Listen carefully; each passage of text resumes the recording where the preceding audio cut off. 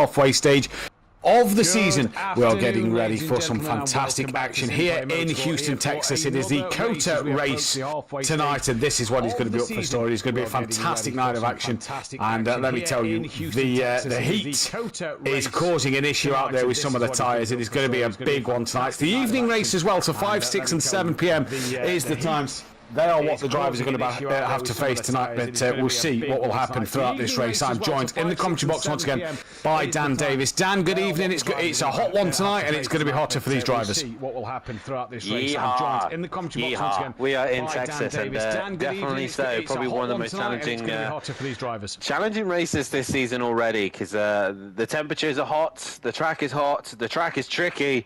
And yeah, track limits is going to be another talking point. But we are live here at Texas, and it is going to be a scorcher. And Matt, I'm intrigued to see how this one goes, as we do have very hot temperatures, we have very hot drivers, and we have very hot lap times around here. And this is just the Pro-Am. Just wait till the Pro Sit tomorrow night. But yeah, I'm looking forward to this one. Yourself? Yeah, looking forward to this one indeed. It's going to be an interesting one, to say the least, and it's going to be a fascinating one to see what the drivers can do around this circuit. Now, we're being told there's an audio echo, so I am just going to try something for what the drivers can do around this circuit. Now, we're being told there's an audio echo, so I am just going to try something for a moment and just see if that works. So please tell me if that does work and if that has been picked up. Okay, it looks all right so far on my end. We'll just get Dan to another chat test. Obviously still working on this Discord.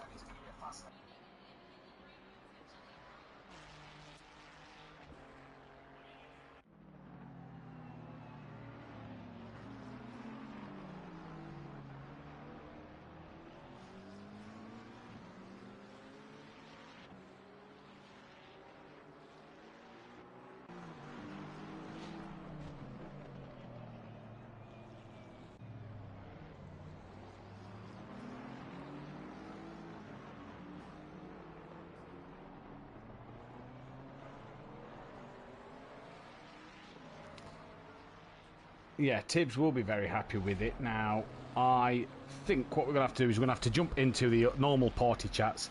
This is not working with the Discord option. It will work for the interviews. We'll get it sorted for the interviews.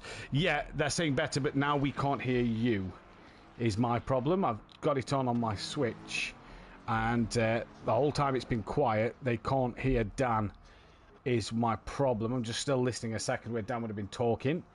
And I'm waiting for me to say Tibbs. So we will jump into the normal SimPlay commentary box. Dan, if you're able to get in there first and invite me, and I'll keep the chat going so far for now. And what we'll have to do is we'll have to look into this Discord problem.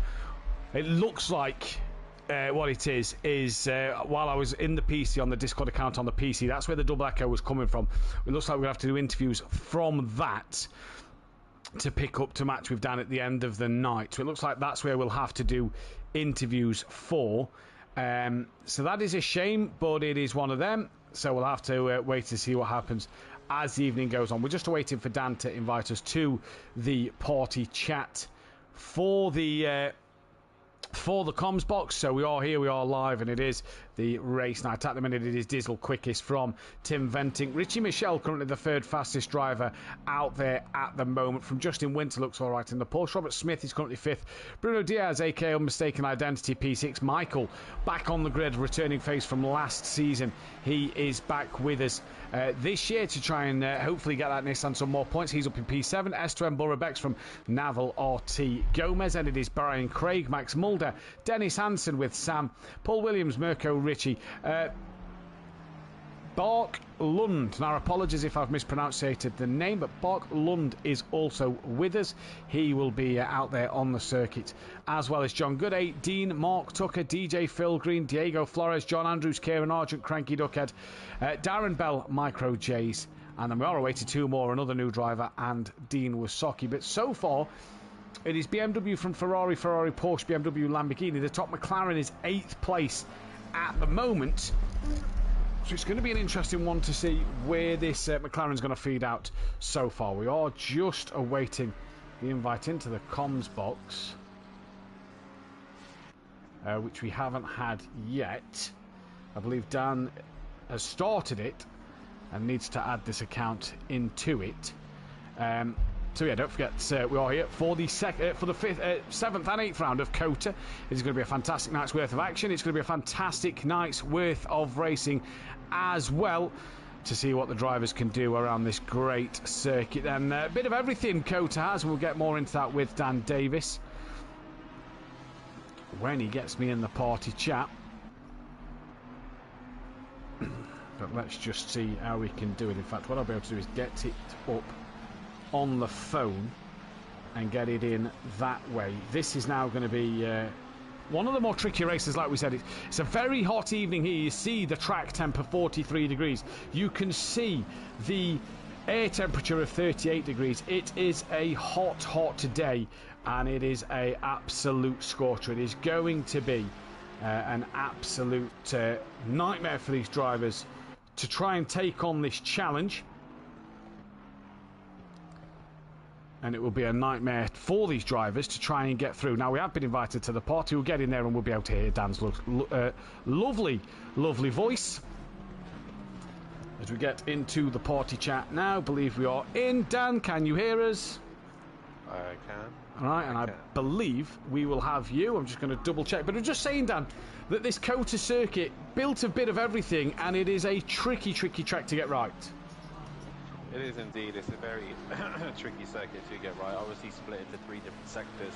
I don't know what you said, because obviously I've not had you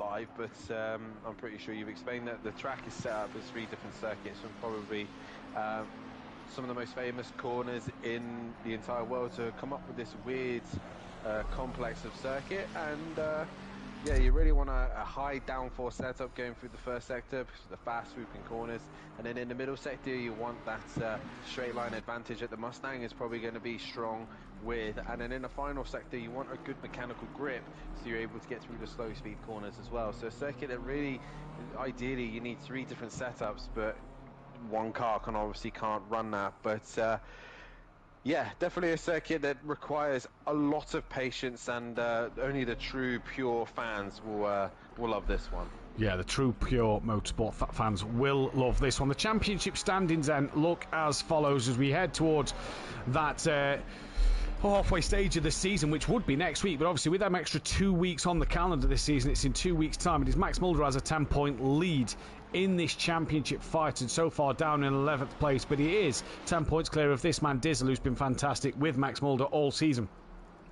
S2M Borough Bex is then next on the list. He's currently 8th fastest overall at the moment. He is sitting 41 points off the back before John Gooday, who really we haven't seen the best of until last week at Brands Hatch in the Aston Martin V8.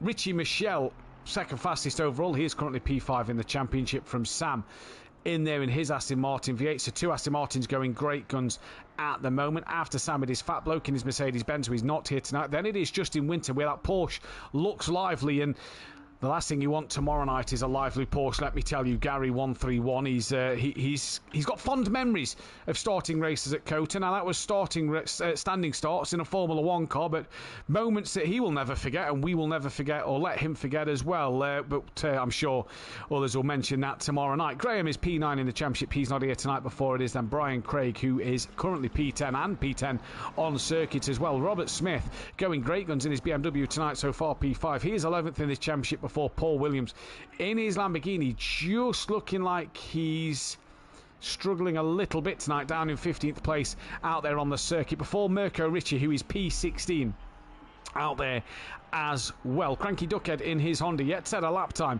and we'll get into why he's probably yet set a lap time. He's P14 before the unmistaken identity, who has had a name change for today. It is Bruno Diaz, so he's willing to use his actual name out on the stream, so that'll be changed for him. Then it is Naval Gomez in his Ford Mustang. Going to be interesting to see what the Mustang can do around this circuit. He lines up, he's currently P10, he's P16 overall. Diego Flores in his Porsche is next in the championship. He is currently going from P17. P18 is out of Micro J's, who's not yet gone out in practice at the moment. Possibly a wise thing.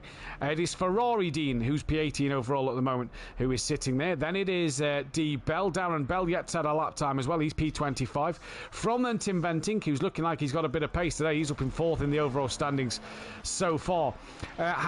Dennis Hansen, back from last week. He is down in 13th place at the moment. What will he be able to do before DJ Phil Green, who is struggling today as well? Is he on the pad or the wheel? Who knows? He's 23rd. Kieran Argent in his Mustang currently out on the circuit. He's P24 before Mark Tucker is in P25. Andrew Taylor, P26, not able to be with us tonight. John Andrews comes after them. Then it is Dean Wisocki yet to come out the pits as well before Nuke Quace, not here tonight. The Jackal will probably be with us for race 2. P. Raiden not with us tonight. Oliver not with us tonight. MB Pitts changed to a reserve. He's currently unable to excuse me, to race at the moment. Has a bit of an injury sustained to him. Romeo also not here tonight. He's a reserve. He is missing tonight. Then it is Senna. Now we practice this name off air. We're going with Herwijzer. Max, if that's wrong, please tell me, and please tell me how to pronounce it. Then it is Michael in his Nissan, who is currently doing bits at the moment, obviously yet to score. And then it is, and again, apologies for the pronunciation, we're going with Björk Lund. That's what we're going with. Björk Lund is what we're going with that one. We'll just call him Lund for the sake of the stream. That is your current championship standings, though the constructors looks a little like this. It is BSP Racing leading 9 points clear then of Greasy Bandits Racing, the current constructors champion. Stage 2 Motorsport, a 3rd place for Team FBR in 4th. Richie Corsa P5, they're 43 points behind, so 5 teams really in the mix there. Team Merlot P6 with FSO Junior Racing Team P7. The Greasy Bandit Juniors, they are P8 as an independent outfit. Vorta Racing P9 as an independent outfit, and Forever Forward Racing independent in 10th place. But them guys are separated by 7 points. Now, Dan, as we was going through them championship standings there, we was mentioning that Kieran Argent, Darren Bell, Cranky Duckhead, all yet to have a lap time on the board, but have yet circulated the circuit. That is because the track limits around here are an absolute nightmare. That's a bit of an understatement, I think. Basically, COTA's circuit is, I'm not sure who we're on board with, but if we are on board Diego with somebody Flores. Diego Flores, where is Diego? Anyway, if you're looking on the circuit, basically Diego, his track limits is basically white lines. If you cross any of the white lines, whether it's a curb or not, you are going to get penalised. And with a circuit like this, it is very easy to run wide, carry too much speed, as Diego Flores has done, and that's going to be a lap time invalidated for him on that one. And that is literally how tricky it is. No matter how, whether it's an inch, whether it's a mile, if you cross that white line, they will not allow it here in America, which you would have thought on a circuit like this it would be a bit more lenient, but clearly not.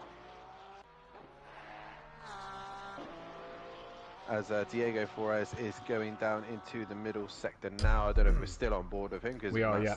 No, apologies, I was just having a cough. This sector is where it's really going to struggle, because you want to abuse the curves as much as you can and try and take as much speed through them as possible. But as I said, that white line, as soon as you put the 2 outside tyres across it, you're done. Yeah, you are done.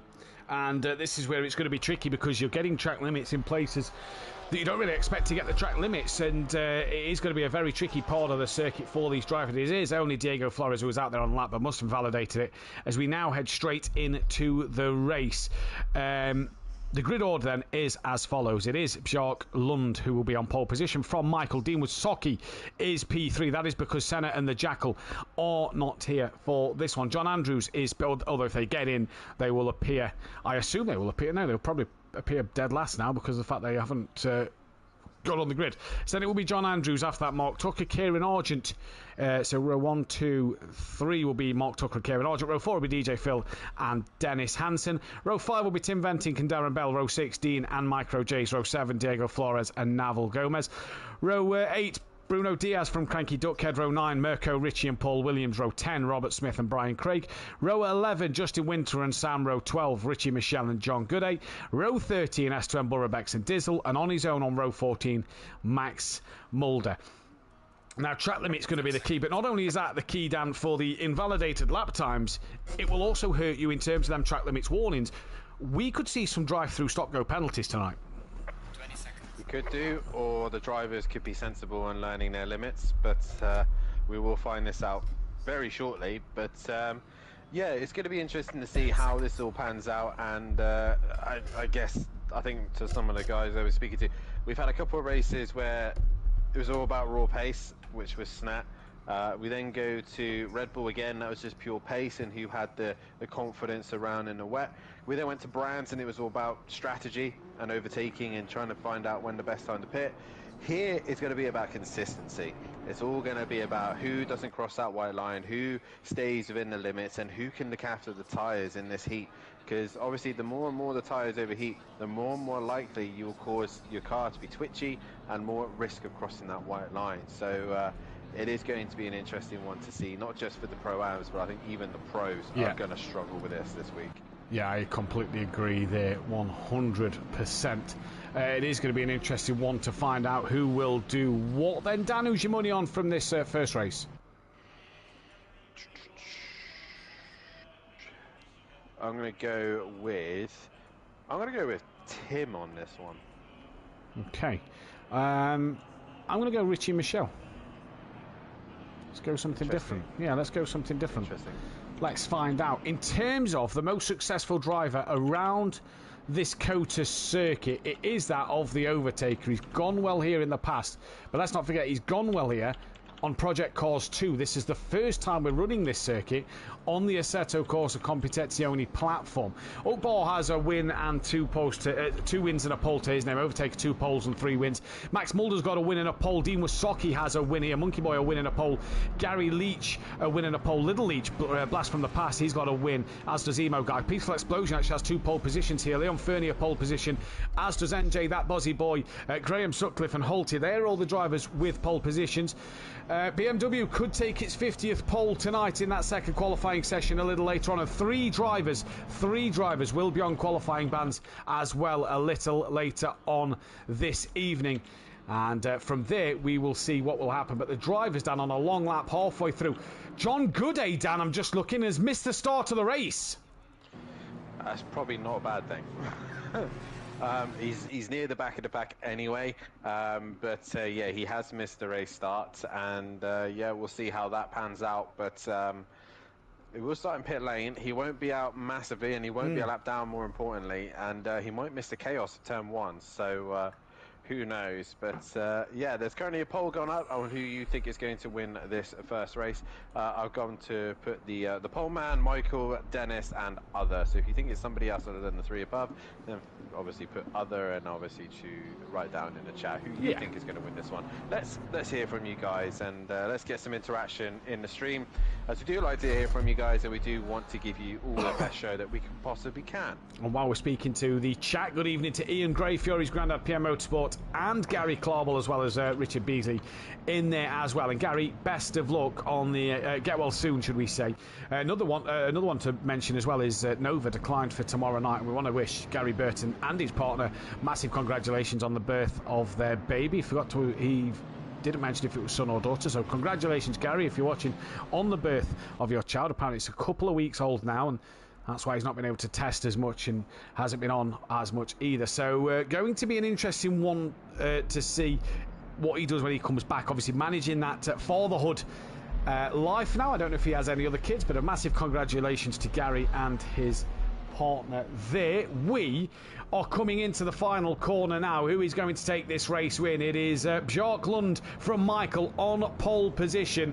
Clarble's going for K Argent. That is a shout for him, and that is going to be an interesting one. But from 6th place, who knows what will happen? As for round 6 this season, the Pro-Am drivers are going to come around the final bend. They are going to come down towards the start line, and we are going to be green and go momentarily in this race. It's going to be absolutely huge to see who will do what. They're all bunching up here. They've all took their time. They're all keeping their tyres in check. It's a drive-through penalty for car 75 down the order, but we are green and go as we head up towards towards turn 1. That is Michael already covering off Dean Wysocki in towards the first corner. All heavily and hard onto the brakes. Dizzle's the man with the drive-through. It is all congested. I don't know what happened to Bjork Lund there, but Michael's got into the lead, and Dean Wysocki has managed to get up to second place. Ferrari Dean is facing the wrong way down the order. Let's take a look a bit further down. Dean is facing the wrong way with a few of the drivers. A lot of people have managed to stay out of trouble there, and as they all filter through the first sector, Bruno's now been... Oh, he's well off. He is well off, is Bruno. And John Gooday, only just coming out of the pits now, has managed to avoid a lot of chaos.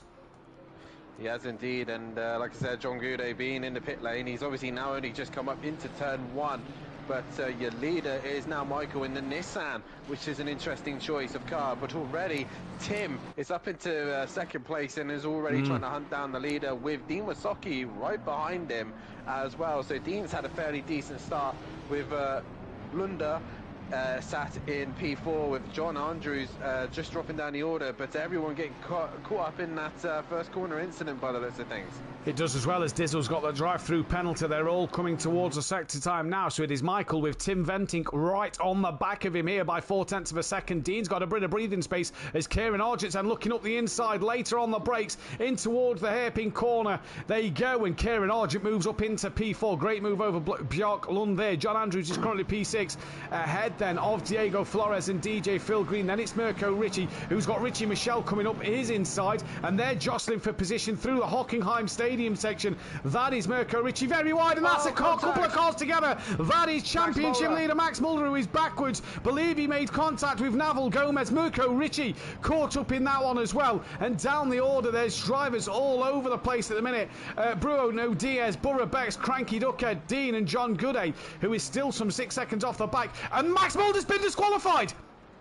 He's missed the corner. He's missed half the circuit. That's what's happened. I was watching him return back to pits, and obviously he's just straight lined the corner, and they deemed that to be a massive a corner cut, and he's been disqualified for it, as Tim, now his teammate, is attacking for the race lead up into turn 1. He is attacking for the race lead up into turn 1, and there's no corner names here, and he gets it done at turn 1. Gets a lovely undercut over Michael there. Kieran Argent has also got past Dean Wysocki. He's now onto the podium. Dean coming under some pressure from Jacques Lund, and it is Richie Michelle who's putting pressure on DJ Phil around the outside, coming into the Maggots Beckett's type area, and all these corners at COTA are just T1 all the way through to T18 or whatever it is, and Richie Michelle past DJ Phil. Further down the field we've got Brian Craig with his teammates on the back of him, and they're trying to get on the rear end of Darren Bell. Drive-through cleared for Diz. A Diz drive-through penalty. John Andrews in the pits already, and Max Mulder disqualified. That'll be no points for Max Mulder in this opening race, Dan. Good job for drop scores, because this will help him out. This will indeed, and Dizzle gets to get a bit of a sigh of relief as well, seeing that Max Mulder is been disqualified. So Dizzle's drive-through, both of the championship contenders struggling already at the start of COTA, and already the Texas circuit is already bringing chaos as Tim leads the way. Brian Craig there really late onto the brakes, up into the first hairpin, manages to get the move done over that of Darren Bell, and now he's taking his teammate Mark Tucker with him. They're currently fighting for 12th, 13th and 14th on the circuit. It is McLaren versus McLaren. Tucker will have the inside line coming down towards the hairpin. Can he make this move, stick up the inside of Darren Bell? He's going to look, he's going to have a think about it, and does he get it done? Still side by side, still very tight together, gets it done on exit B. Craig now hassling the back of Micro J's as DJ Phil loses out to Dennis Hansen once more. Battle down the order, Cranky Duckhead on the back of Naval Gomez, and where is John Gooday? He's got past Mirko Ricci. He's on the back of his ex-teammate Dean, who is trying to gain on the back of Cranky Duckhead. Dizzle hasn't actually lost too much. He's just on the back of the pack, really, as they're all now crossing the start-finish line. He's in the final sector, so Dizzle hasn't really lost out massively as Tim crosses the start-finish line with a healthy lead, but Michael's still there or thereabouts. He's just losing a little bit of time, but Argent setting fastest lap of the race in P3, as Dean Wysocki's got Lunda behind him and giving him a hard time. He is giving him a hard time. This is on board Dean Wysocki climbing up the hill to turn 1. This is Lund just behind, who's going to try and have a look. He looks patient at the moment. Dean has a win here. He won actually on the last season of Project Cars 2 in the Pro-Am around this circuit, beat Max Mulder in a final fantastic lap of the race in the Acura, if you remember back that far ago. And Dean will know this track well, but he gets it horribly wrong through the Maggots Beckett section. That is Justin Winter with Richie Michelle on the back of him. Michelle, Dan, he's also coming through the field here because he is flying. He is indeed. I'm busy looking at... Oh, the contact between the guys further back. That was Robert Smith and Tucker. They made contact going into the Maggott and Beckett section of COTA as the Sam has been dicing his way through the pack. And Nova, can you tell us whether if it's a boy or a girl, please? That would be lovely. Yeah, all sorts of chaos there.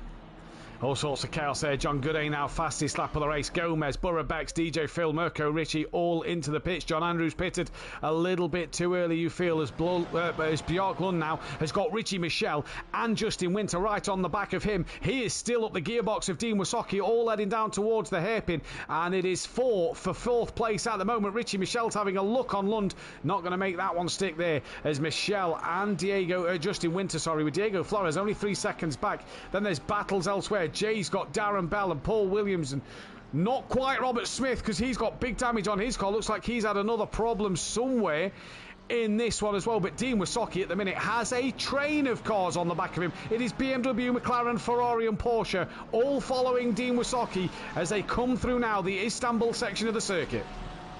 This is where the Porsche should be the strongest out of all these cars, and it is pressurising the back of the Ferrari. Well, Dean, with that straight line advantage that he'll have on the rest of them. Oh, the McLaren's made a mistake, and Winter has nowhere to go but up the rear end of the McLaren, and Tim is already pitting. So Tim is already into the pits, and Dean Wysocki's made a mistake out the final corner. This is Richie Michelle's opportunity, going side by side down towards up towards turn 1 as they climb up the steep hill now here in Texas. Micro J's, Darren Bell, Paul Williams and Tim Ventink in the pits as Dean tries to turn in, but Richie Michelle is there, and Michelle moves up to 5th place. So far so good though, you have to say, for Dean Wysocki, not made the errors we normally see him make. We're nearly halfway through this race. He's being consistent, he's just getting through the pack, and he's probably one of the only few who's actually got a clean car by the looks of things. So Dean Wysocki is surviving at this stage at the minute. But Michael leads now from Argent, from Richie Michelle, from Dean Wysocki, from Justin Winter to Lunda, to Diaz, to Dennis, to Brian, Craig, and then Sam is your top 10. Dean Wysocki's actually had a moment, he's dropped it, just as we were saying he was being consistent. He has as well. He's lost out to Justin Winter, Lund and Diego Flores de Hansen as well. Not sure where he is, and that'll probably be the tyres. And Dean Wysocki's now got to wait. So, yep, he's probably done the tyres in there. That, I believe, was then Robert Smith going past. So Dean's gone from 5th down to 12th at the moment. Dizzle now setting the fastest lap of the race. And Tim Ventink, Dan, out the pits through the Maggots and Beckett section, is right behind. He's not right behind, but is close to the back of Dean. Car 32. That is Mirko Ritchie, who's had another moment as the leaders are going to be gaining on him. So Tim Ventink is... He's Dean's just gone through the hairpin. Ferrari Dean's gone through the hairpin. Tim's coming down to the hairpin. So good pit stop really from Tim. Out front, pitted well. Michael now has that clear air to maybe pump in some good lap times and gain on the car as well. Yeah, definitely so. He's just focusing on his lap times at the minute, and just he's probably looking after the tyres now. He's got to roughly the halfway stage. They've cooled off a little bit from the heat, and now he's just got to slowly work his way through the pack, which most of them would start to pit, like Michael is now, and Argent. Will he opt to pit now, or is he going to stay a little bit longer? Argent is opting to pit. So most of the leaders are now starting to pit, except for Richie Michelle and Justin Winter. Winter is right on the back wing, once again, of Richie Mitchell. He is as well, and that is Diego Flores coming in. Brian Craig stays out. Sam will also come in. Bruno Diaz, what will he do? There was another car staying out there. Diaz stays out, as does Smith. Dean Wysocki might want to opt to pit now, maybe get them tyres to cool down a little bit. Not worth changing them in race 1. Dean Wysocki straight in. Dizzle as well, he goes through, as Ferrari Dean will stay out. So Tim Ventink here coming through Istanbul. Michael in the pit lane. Michael is stationary now. I can tell you, Dan, for a loss in the pit lane with a tyre change, I've been doing my calculations and trying to figure this one out. A loss in the pit lane with a tyre change will cost you 64 seconds. Take 5 seconds off of that, you're 59 seconds in and out without the tyre change. So very interesting to see what pit stops is what. Michael has gone green. Where is Tim Ventink? He's already thrown up towards turn 1. He has cleared the traffic and away he goes. Yeah, the only one who could stop Tim now is himself. So as long as he looks after the car and keeps the tyres in a nice window where they're not going to be overheating too much, he should be able to bring this home relatively easy while the rest of the pack are still fighting. The one I'm going to keep an eye on is Dizzle. Obviously, he's got no damage to the car. He's managed to survive a couple of laps and he's pumping in fastest laps. So we'll see what Dizzle can do, even though Max Mulder has been disqualified due to a cut in a corner. But obviously he didn't expect that to happen. But we're in this situation, and Dizzle can crawl some points or extend the points once he eventually goes in front, obviously with the drop scores in place. He can indeed. So Tim Venting from Michael from Argent. That is after the Sector 1 time. That's John Andrews, sorry, in the background. Just noting there, Sam is currently P13 from P. Williams, Diego Flores, Dean Wasocki, John Gooday, Micro Jakes, Cranky Ducker, Darren Bell, Gomez, DJ Phil, Tucker, Borough Bex, Mirko Ritchie, John Andrews then in the background. They are the guys that have pitted. Robert Smith is now gaining on the back of Bruno Diaz in this race at the moment. He is the man who is on a charge so far. Any drivers opting to pit, the top two do not. Björk Lund comes into the pit lane, got even into Peaceful Explosion, tearing over, and to Peaceful Stepdad, as does B. Craig. Bruno Diaz is going to pit as well. Robert Smith will stay out.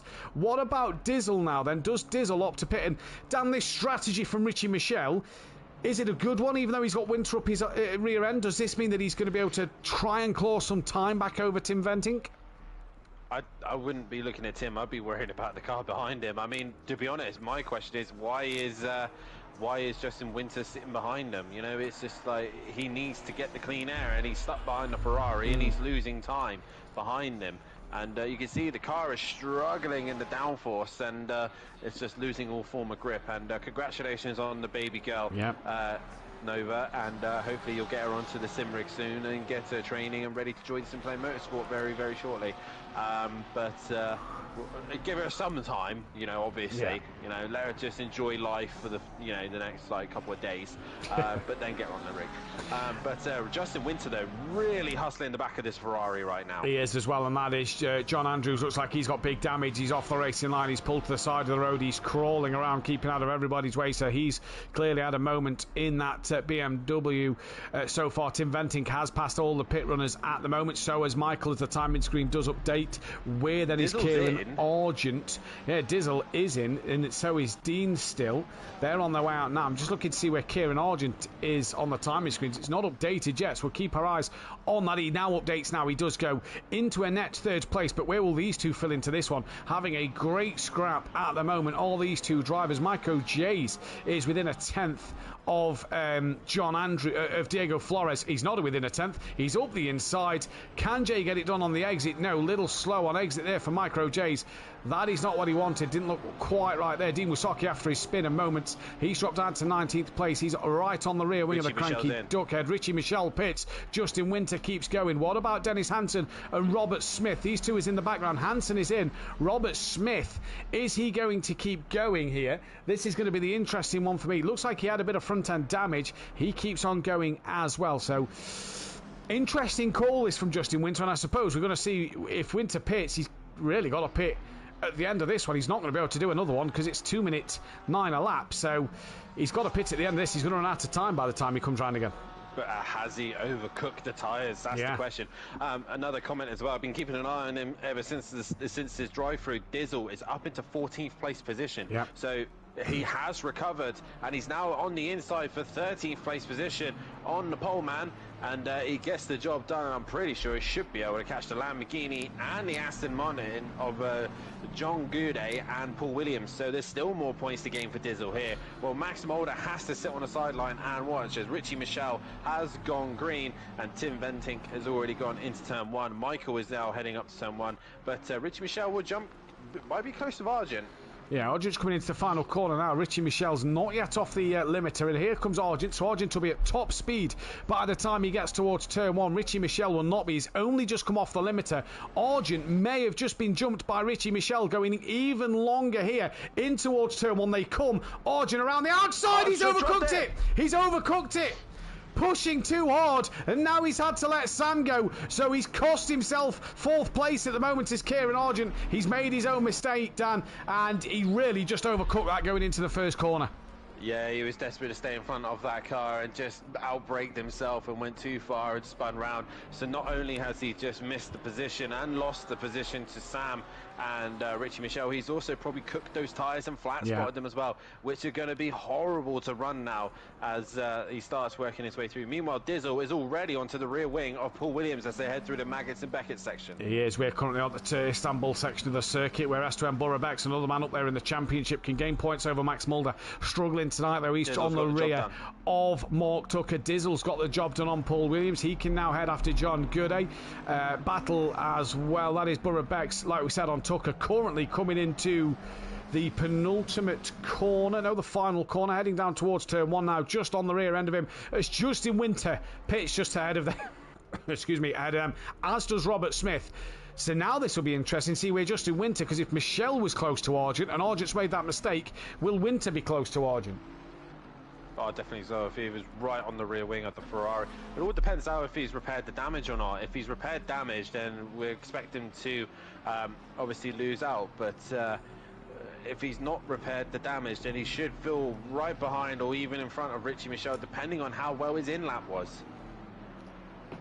Yeah, indeed. We'll wait for that to go. Green. Bjarke Lund is on the back of Paul Williams now, just looking down the order. You've still got Burabeks on the rear of Tucker, so Winter goes green. Venting has gone through. Here comes Michael. You see Justin Winter on the right hand side of your screen pulling out his pit box. Richie Michel coming into the final corner. So I think he'll be close with Richie Michel. You know, we saw Michel be close to Argent at this stage. Not going to be as close, I don't think. Here comes Richie Michel. Winter is off his limiter. Now this will probably be a bit closer with Ada Sam. We're expecting Richie Michel to cruise through. There he goes. Sam, will he cruise through? No, he won't. So Justin Winter on the back of not on the back, but in between Richie Michel and Sam and Argent, really effectively now. Dan has lost 3 places by going in too hot into turn 1. Yeah, he has pretty much, and he just needed to keep it cool, calm and collected. Would have been probably speaking to him on the podium, but Argent obviously still getting used to the new version of ACC. Oh, Justin Winter, whoa, had a massive slide. But yeah, Argent is still getting used to the new layout of the circuit, the new layout of the game, the new characteristics, and the Mustang as well is another thing for him to learn. But obviously it's all fresh and new for him. But Winter, I'm just on board with him, and he was more sideways than forwards on that one. That was crazy. Pit window is now closed, and we've got Paul Williams with Bjarke Lund all over the back of him, right up the rear wing, underneath the rear wing of the Lamborghini. The Lamborghini, not the favoured car for around here. It actually on the BOP system, looking at the weight in terms of you can see what cars are sort of more suited to this track. The Lamborghini actually loses a lot of weight. Obviously BOP not introduced for this season, but this might be why, as well as that damage that Paul Williams is just struggling a little bit so far. We've got Naval Gomez on the rear of Dean Wysocki. That is 4 tenths in that one. It's not now. Dean's had a moment out the corner. Novel gets through. We'll keep our eyes on Lund on the back of P. Williams. Argent's got massive pressure right now. Argent's under immense pressure from Robert Smith and Dennis at the minute. They're both hustling the back of the Mustang at this stage. Literally just changed the back of that battle, as you said, and yeah, you're right. Argent has that pressure from Robert Smith and has that pressure from then Dennis Hansen in the McLaren just a bit further back as well. And there is 1 lap to go. Tim Venting is on the final lap of the race, and Argent's gone from P3 down to P6, but he'll be looking for a good strong result in the Mustang. He'll be the highest finished Mustang of recent weeks, really, because we've not seen the best of the Mustang. Dennis obviously still learning it, and Dennis sending it behind on Robert Smith. That'll help Argent out, and he's got the move done. He's giving it back though, Dan. Yeah, he missed his break in and just kind of just shoved his way through, but Dennis really pushing the limits there, and he literally just shoved him out of the way. And to be fair, he was fair and honest there and gave the position back. Fair and honest and give the position back. That is great to see. John Andrews has struggled in this one. He's 4 laps down, but he's finished the race, so that is a-okay for him. He's kept going in this one, but that will be for John Andrews a 26th finish, 26th place finish in this one then. So already some battles heating up at the end of this race. Justin Winter gaining on the back of Richie Michel, and there's a drive through for Dennis Hansen, Dan. So he's in the thick of a fight for P6, and he's just picked up a drive through penalty on the last lap of the race. Can you believe it? Just when you all thought it was just going to go, he was probably sitting there thinking, don't cross that wide, don't cross that, just an inch.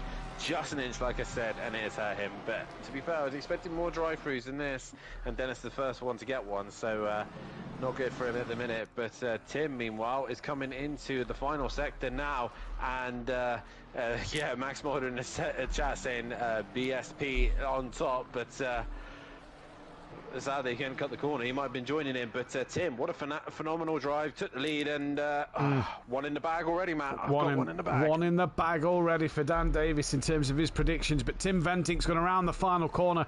I believe he's won before at SimPlay Motorsport back in the F1 days when he drove the Alpine, so it's not his first win. It'll be his first GT3 win here at SimPlay Motorsport, but Tim Ventink will take the checkered flag. Great race win for him. Michael coming back in the Nissan. That is impressive to put the Nissan on the podium in its first outing in second place. Really well done for him.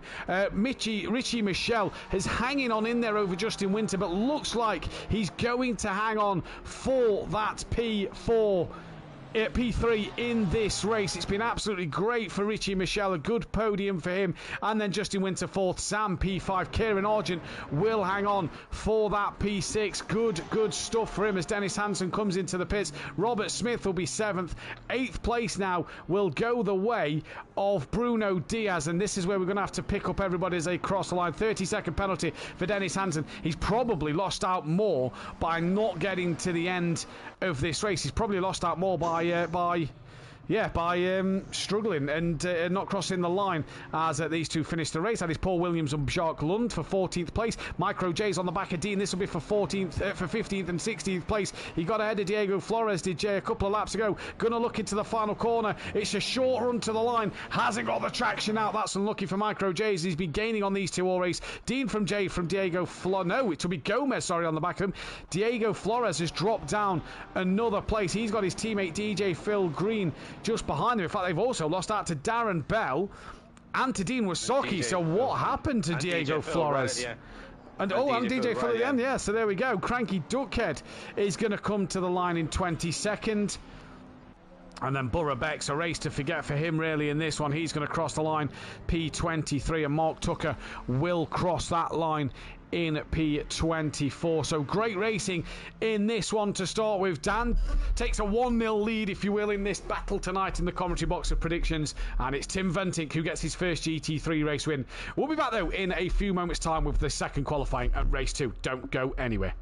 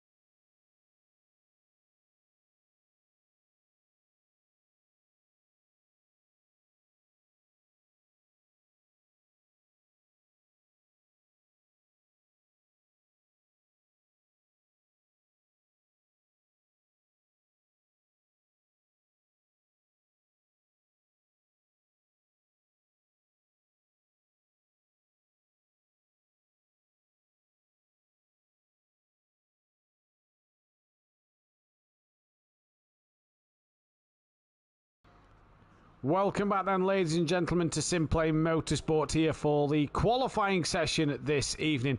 It is going to be a fascinating one. 15 minutes for these drivers to get their hands on the fastest lap possible. Now, as we are aware, Dean Wysocki has a qualifying ban. He is currently still stationary. Naval Gomez has a qualifying ban. He's just been dropped, but hasn't yet moved. That's great to see. The Jackal is also in, so we should be up to 29 drivers if Senna does get in. And the other driver on a qualifying ban was Mirko Ricci, because he failed to serve it last week. He is also stationary, so that is great to see. But Dan, it was a fantastic race one. It is Dennis Hansen who is currently out there, the first man on the circuit.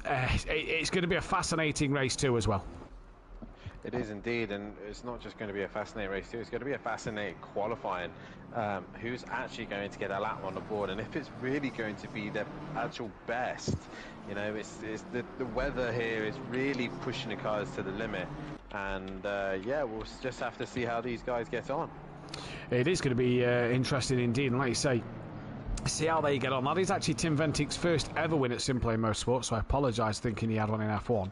He does have, that is his first ever win, so congratulations to Tim on that race win. He joins Nikita, Clouden, Smith, Linda, John Gooday, Graham, but that is Graham from Pro last season, who had a race win, Jay Winter, Fat Bloke, Storenson, Mutz Nort, Sven, Zonar, Louis Allen, Tech Leader, Sharkbait, Mordecai, Ben Bath, X-Fate, Nexus, Art, Gavlar, JM Grill, Forzy. There's a blast for the past. John Boy, Nick Lavilla, Laney, more blasts from the past. Smithy, Cam, Alfie, Daniel, Francis, Aidan Bennett, all on one win. But it is all about that crucial qualifying lap time now, and who will be able to get it and who will be able to get themselves their first pole position or another pole position to their name. For Max Mulder, he can go on to 19 pole positions, put himself ahead of me on that pole position train. He did take his 90th race start. It didn't go the way he wanted. He'll then be on his 91st in this one. But already Dennis Hansen going wide at the final corner. And Dan, this is something that we're just going to see in this session. Lap times invalidated, and who will do what? It is indeed, and yeah, it's always what we're going to be watching for. And Dizzle is right on the back wing of Dennis at the minute, and it's all about trying to get that clean lap. And Dennis and Dizzle will already invalidate their lap times, and I believe Dizzle has. Yes, they both have. So in that group already, it's going to be Robert Smith, who's the next car that's actually on a lap time. Well, the cars around him are all gone blue.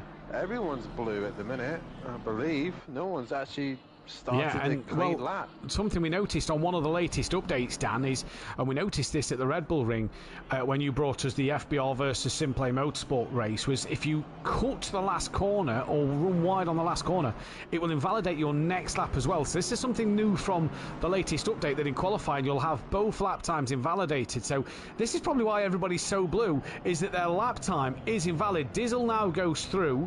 Oh, that's a spin, and Robert Smith, yeah, he's caught Dennis as he's had a spin. Now the question, Dizzle is on an invalid lap, which means Robert Smith, who's just been involved in that incident, is on a flying lap. So it's not going to be the best, but yeah, he is the only one on a flying lap as well. It's absolutely bonkers. The 847, just looking who that is, that's just gone light blue as well. So everybody light blue. It is only Robert Smith who is out there on a flyer. Darren Bell in the pits, Dean Wysocki in the pits, Michael in the pits, Mirko Ricci in the pits. Now I'm noticing that Naval Gomez is on the track when he shouldn't be. Gomez needs to return back to pits, as I believe he is slowing down. No, he's nailing it, and he shouldn't really be on track, but well, obviously he'll get a much harsher penalty if he completes the lap time, so he needs to return to pit. He does indeed. There's a pole out currently, and he stopped. Gomez has stopped and he's pulled to one side, and I think he will be returning back to the pit lane. Yes, he has. So Gomez has returned back to the pits. Oh, there we go. Must have realised, someone must have told him, or unless he's listening to the stream. So that's great to see that he has returned back to the pit lane then. Here we go, though. Tucker, Robert Smith and Sam putting in the fastest early laps, and now everybody can start to come through, but it is going to be that 75 of Dizzle who will set the lap time. And in fact, other drivers are now pumping in lap times, even though their dots was blue. So this is now confusing. So let's go down to the 2:04. That is Justin Winter to the line. Does he put a lap time in? He does. So I'm not sure why it's coming up like blue. I'm not sure what it's telling us here. The next one will be John Gooday, who doesn't put a lap time on the board. Yeah, very weird, very strange. So a few of the drivers have been on invalid lap times according to the screen we have in front of us. And we'll see what they can do. But it is Tim Venting, Dan, your race 1 winner, who's currently out there on pole position, 2 tenths quicker than Justin Winter. It is indeed, and the Jackal just crossed the line and set a lap time. He goes P6. I've just realised and forgot that I can actually go on board with drivers and see whether or not if they're up or down. Currently, Max Mulder is on a lap time at the minute. He's done a 2:12.2, which is invalid, and he's currently up on that lap time at the minute. Who is into the final sector now? It is Bruno, who is currently on an invalid lap time. There we go then. Just want to point out that was Ferrari's 19th race win. It was also Ferrari's, as I'm trying to find Dizzle, who will be the first man on all that. We'll stick with Dizzle for a minute. It was also Ferrari's 84th podium. Nissan got its 5th podium. And who was 3rd place? It was Richie Michel. So yeah, so the Ferrari got 84 podiums. The Nissan on its 5th podium here then. Nissan is also now 4 race starts away from its 50th race start. So great to have the Nissan back on the grid, and it's going to be an interesting one to see. But if BMW take pole here, they will be closer to 50. But don't forget, when Dizzle looked like he had pole last week, Max Mulder come and ruin the party. So what will happen today? That is going to be the biggest question. Dizzle does move into P3. Then it is Sam. We're going to catch up with car number 68. That is Esteban Burra-Bex. Justin Winter stays 2nd place. Max Mulder now goes into 3rd. So a good lap time from him. Richie Michel currently up on his best. He's currently a 2nd up and looking to improve on P6. He's getting a little bit of a tow from the car in front of Paul Williams, who I believe is also on a lap time, and he comes to the line. He goes 9th with Richie Michel. Not improving on 6th, stays 6th. Justin Winter improved on his time, though, stays 2nd place. A few more cars coming to the line. Car 31. That is the Cranky Duckhead down the order then. What is he going to put a lap time of? Dean Wysocki will be going from 28th on the grid, so Dean will be going from last. That's not the worst place to be in for Dean in this qualifying session, as Cranky Duckhead moves up to 14th place on the list. Next car on a valid lap is the 999. That then is the Jackal. Comes to the line, goes up to P10. Before then, Bjarke Lund will take to his lap. Yeah, and he's currently up on his lap time as well. He's currently 4 tenths going into the final corner. That'll give him a 2:10, but he's going to try and make sure he keeps it all together as he exits the final corner towards the line. Now he improves and goes up into 8th place with that improvement. Next up on a valid lap will be... Well, it was Micro J's, who's just gone P14 overall, and then, like you say, Dizzle, the next one on a valid lap. But you look at that track map, and he's got a bit of traffic in front of him on invalid lap times. He has indeed, but he is still currently up. He is around 2 tenths up on his best at the minute, but he's coming through the tricky final sector into the Istanbul section, past the massive tower, and into the final few corners now. He just needs to nail these few corners. He's still up. He's found time in the penultimate. Can he keep it up going into the final corner? 3 tenths up at the minute. Now turning into 4 tenths. He's found some time. He's currently 2:09.2. This is going to give him a lap time of a 2:08.9, but doesn't improve position. No, here comes Sam to the line next. He's down in 16th place. Goes all the way up into P8. He's had a massive improvement there. Before the car just ahead of 68. That is Burra-Bex, who's just in front of him.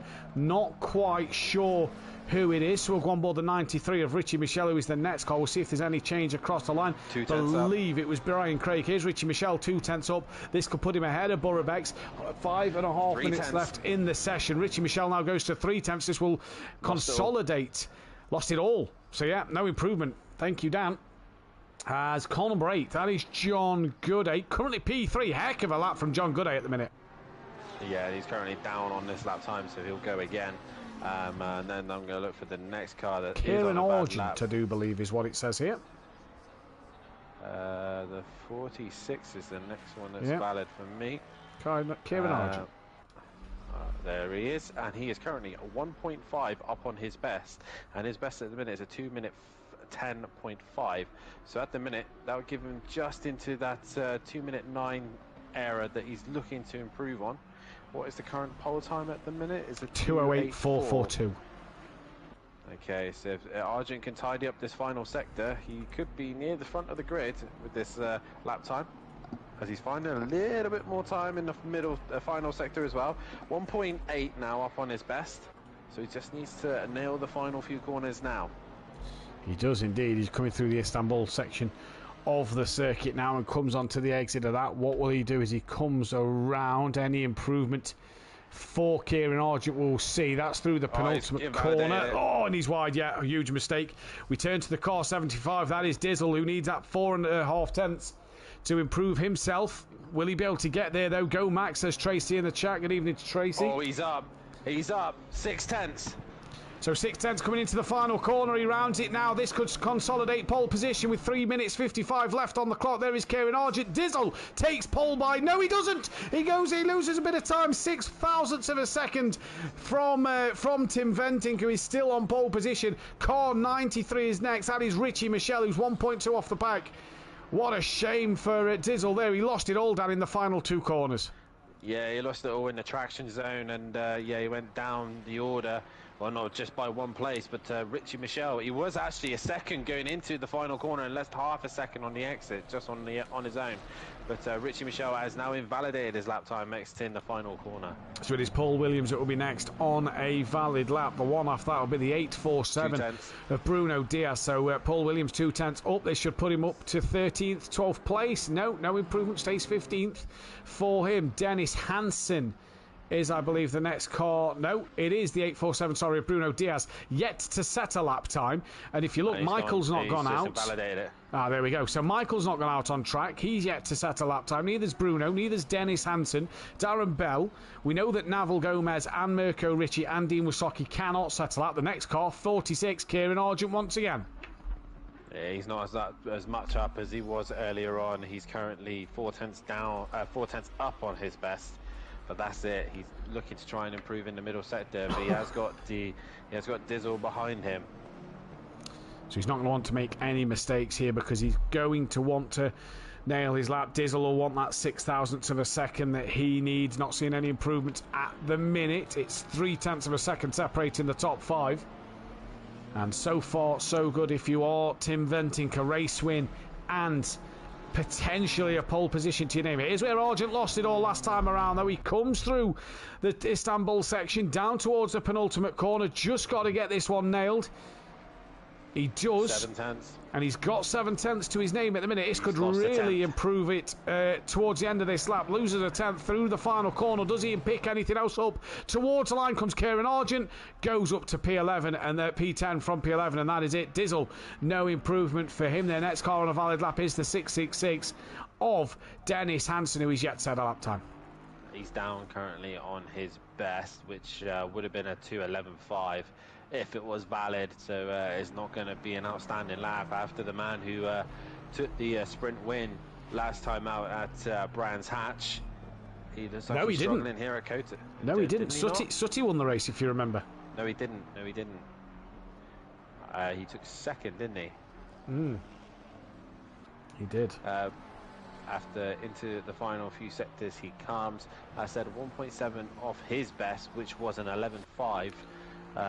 So this ain't going to be a great lap time from Dennis here. No, but as long as it's valid, it's on the board. It'll put him ahead of Bruno Diaz, and that is it at the moment. Coming into the final section, car 53. That is DJ Phil.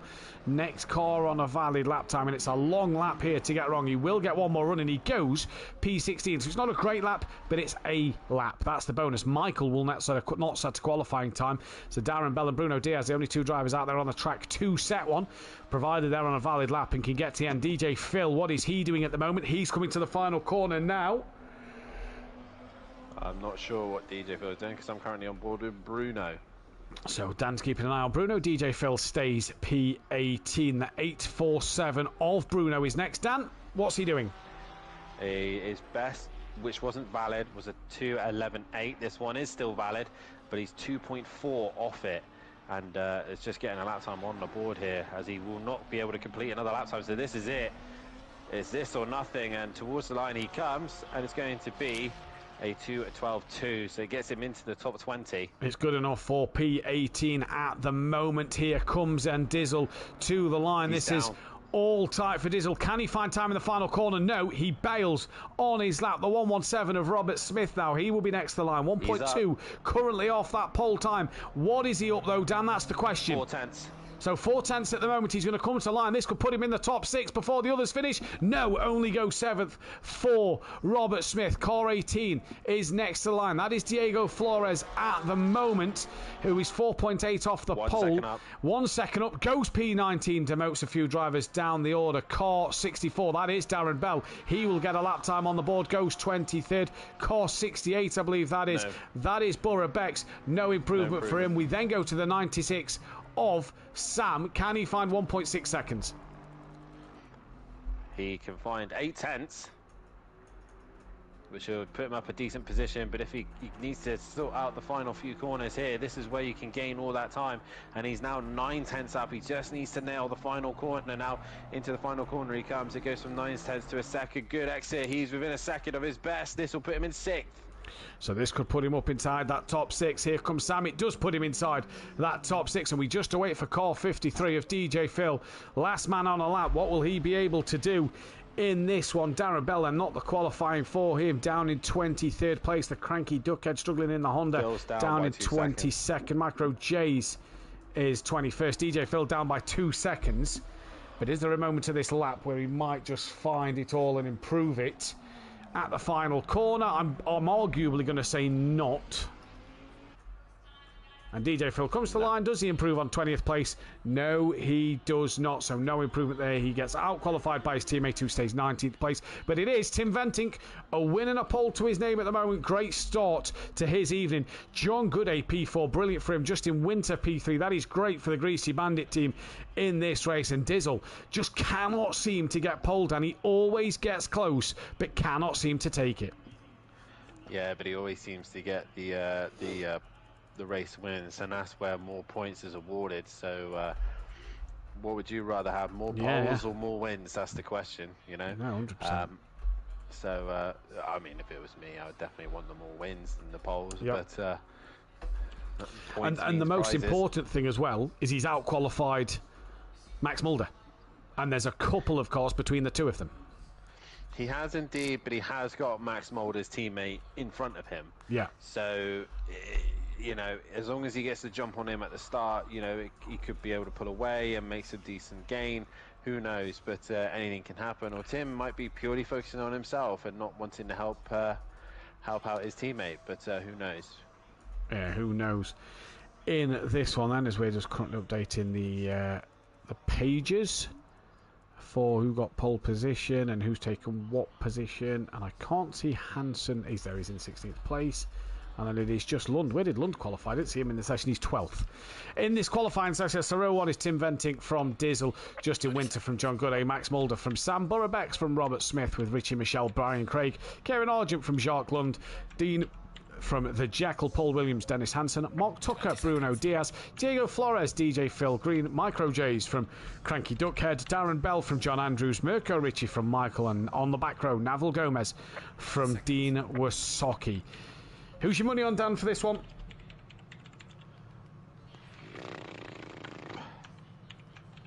I'm going to stick with Tim. I think Tim's got it hooked around here, and that Ferrari looking very strong around here. Yeah, hard to look past him. Just to be different, then, I'm going Dizzle. To be different. Going to be different, as I am now currently doing a poll for that. Brilliant.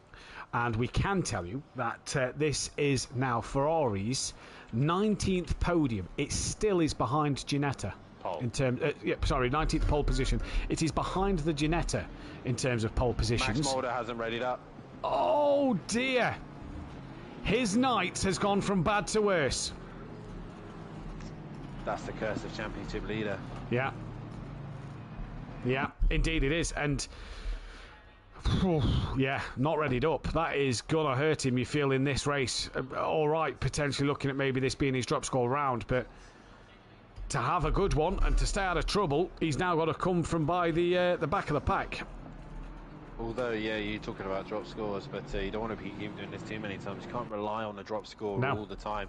You've still got to do your best, and arguably sometimes scoring too well can also hurt you as well at the same time. Let's not forget though, he's got to come through the field. So if he gets caught up in dramas and incidents that maybe are his fault, that's penalty points and against his name to give him bans that you just wouldn't have had possibly at the front of the pack. Yeah, definitely, and he's going to end up in fights and scraps that he probably doesn't want to be in. So this is going to be an interesting race, and if Max can work it out, then it's going to be the race of his career. Indeed it is.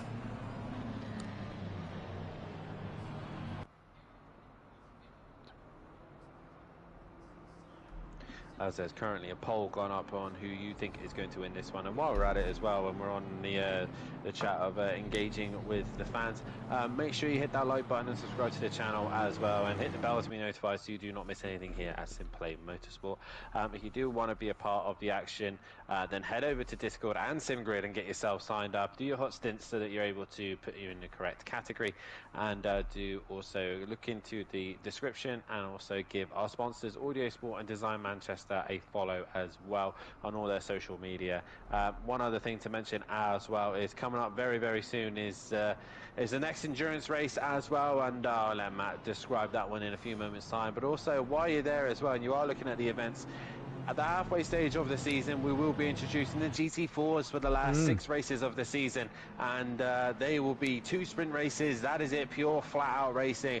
But we will have a ballast system, a success ballast from the 2nd round onwards. So that should be interesting as well. So if you want to be a part of the GT4s, a fantastic championship to get yourself learning and adapting to racing in close combat. They are brilliant cars, they are good fun, and I highly recommend anyone and everyone to improve their racing to sign up to the GT4s, because it's going to be awesome.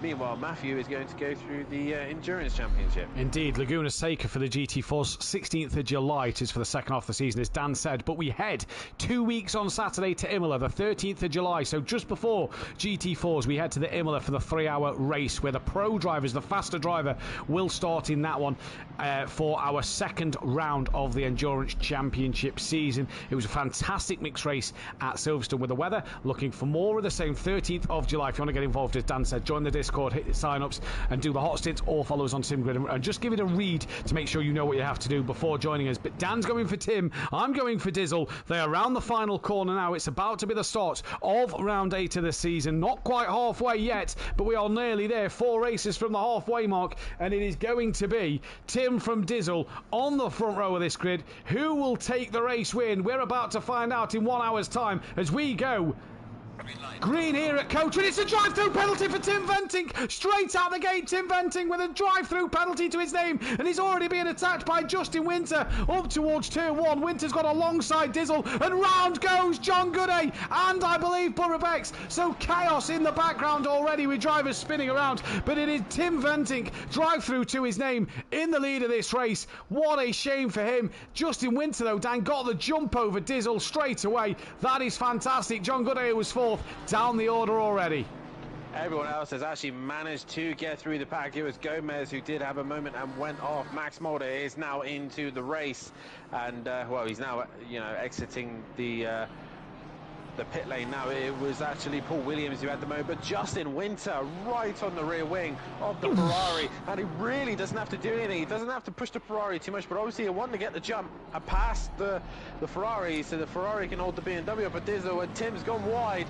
Tim is going to allow the Porsche to get better traction, but the Porsche much slower in a straight line. The Porsche much slower in a straight line, but he'll have that slipstream from the Ferrari down this back straight towards the bottom hairpin. Justin Winter staying right in that tow. Look out for Dizzle, who's charging on the pair of them as well. Justin Winter pulls out now, looks up the inside. Does he think about it under braking? No, he does not. And this could be hurting Justin Winter's tyres already early on in this race as they're coming through to the Hockenheim section. Robert Smith is P4 from the Jackal up to 5th place. Then it is B. Craig. John Gooday slipped back to 7th. Richie, Michelle, Kieran Argent, S. Swen, Borough Beck, Sam, Dennis Hansen, Mark Tucker, DJ Phil, Dean, Jacques Lund, Diego Flores, John Andrews, Cranky Duckhead, Michael, then Micro Jays having a scrap with John Andrews. John Andrews just forcing Micro J's a little wide there. Then after J's, it's Michael. Sorry, so Michael's been overtaken by him. Then it's Mirko, Richie, Dean Wysocki, Darren Bell, P. Williams, Bruno Diaz, and Gomez has tumbled down the order. But Dan, already cracking start to this race. Tim Venting's in. Justin Winter will lead in the Porsche. Oh, and he's hit the wall. Tim Venting coming into the pits way too fast and has hit the wall. And I've cursed him. Yeah, that's what's happened there. I think you have. Now Justin Winter leaves, but Dizzle was right behind him, and that is the problem that Justin Winter had. He was stuck behind the Ferrari, and now the BMW has warmed its tyres up. It's got comfortable, and it's now on the attack with the other BMW, and Robert Smith not too far behind. As all drivers having a look into Turn 1 on these opening few laps, just having a bit of a look here and there as we tumble down the orders. You can see everybody's having a look. Michael's now looking up the inside of Mirko Richie with Micro J's watching on, trying to tuck underneath. The pair of them maybe not going to happen from that far back. And the drive-through has been completed, but I'm just looking. Oh no! Bruno Diaz straight into the side of Tim Venting. I'm not sure what happened there. Tim was coming out the pit lane, and BSP Racing was on top in race 1, was on top in qualifying, and they're 2 of the last 3 drivers in this race at the moment. It has gone horribly wrong for the team. And Dan, just going back to the race leaders, this will be hurting Dizzle's tyres in that dirty air of Justin Winter.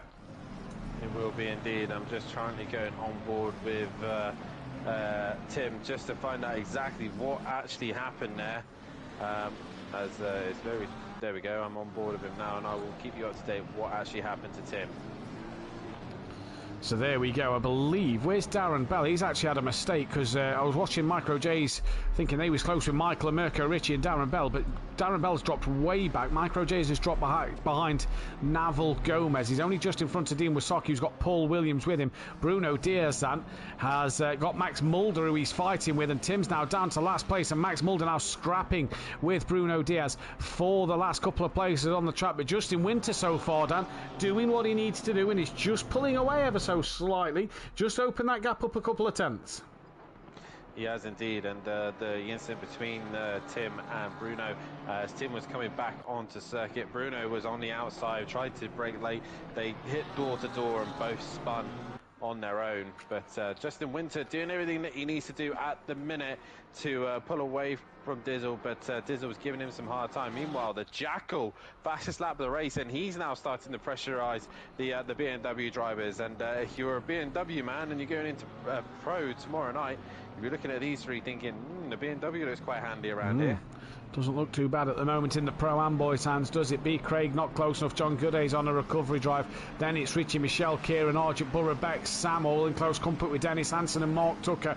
Bit of breathing spat, then back to DJ Phil, who's got a gaggle of cars right up DJ Phil's rear, and that is Dean, Diego Flores and Jacques Lund, who has just given that place to Diego Flores there. Looks like he ran a little wide out of turn 1. DJ Phil definitely back on the pad. You can see the twitchiness of that Lamborghini on the steering input. So DJ Phil looks like he's definitely given up on the steering wheel here. Has got a few cars behind him.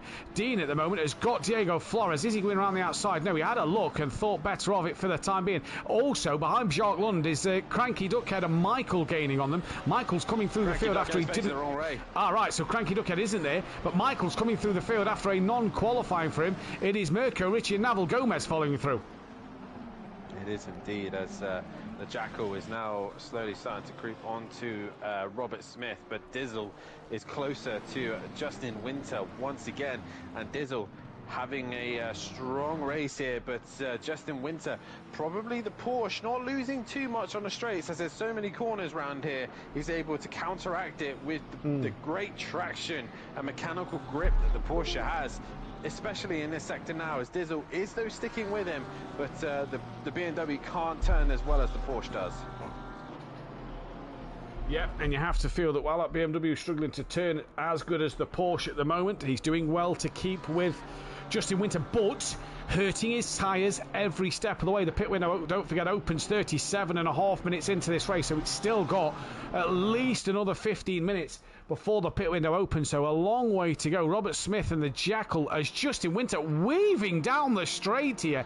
Now, more than one move. Was it defensively? No, it was technically weaving. I'm not a fan of the weaving strategy, but Justin Winter clearly feels that he's deployed it and needed to deploy it there. Just going to drop back to Richie Michelle. He's now on the back of Brian Craig. He's got Argent within a second of him. Drive-through penalty for car 42, speeding in the pit lane.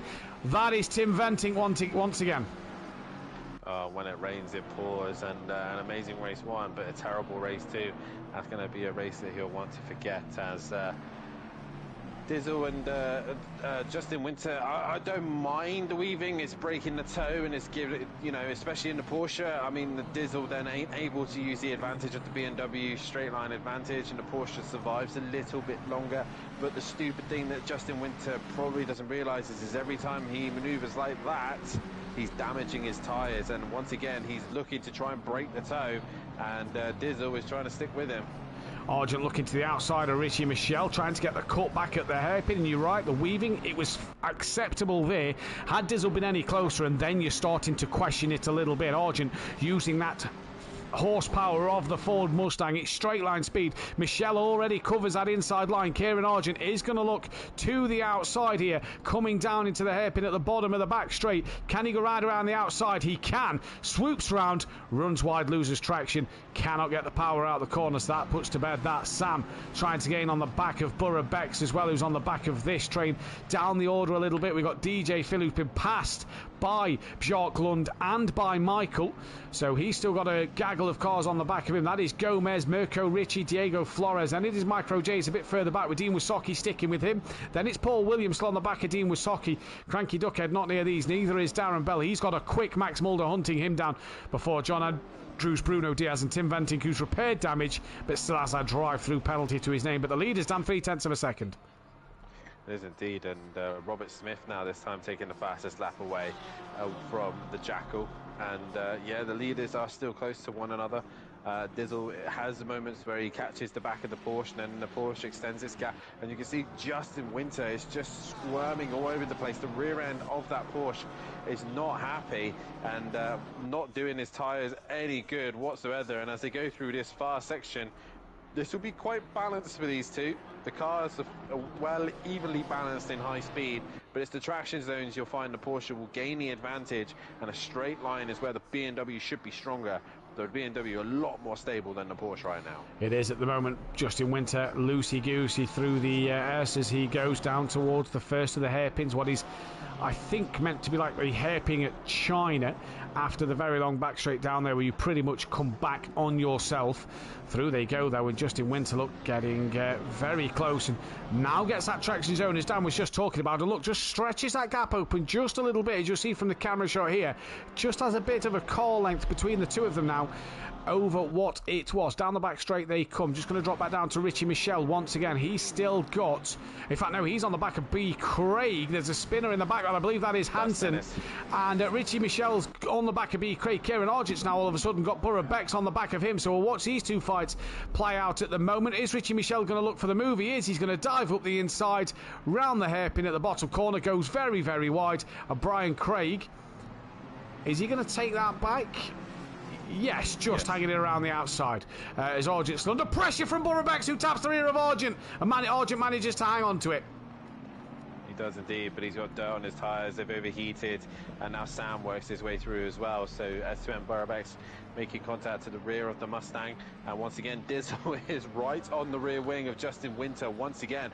But this again is where the Porsche gains the advantage. Dizzle needs to try something new and smart here, because at the minute Justin Winter has an answer for everything, and once again he's trying to break that toe from the BMW.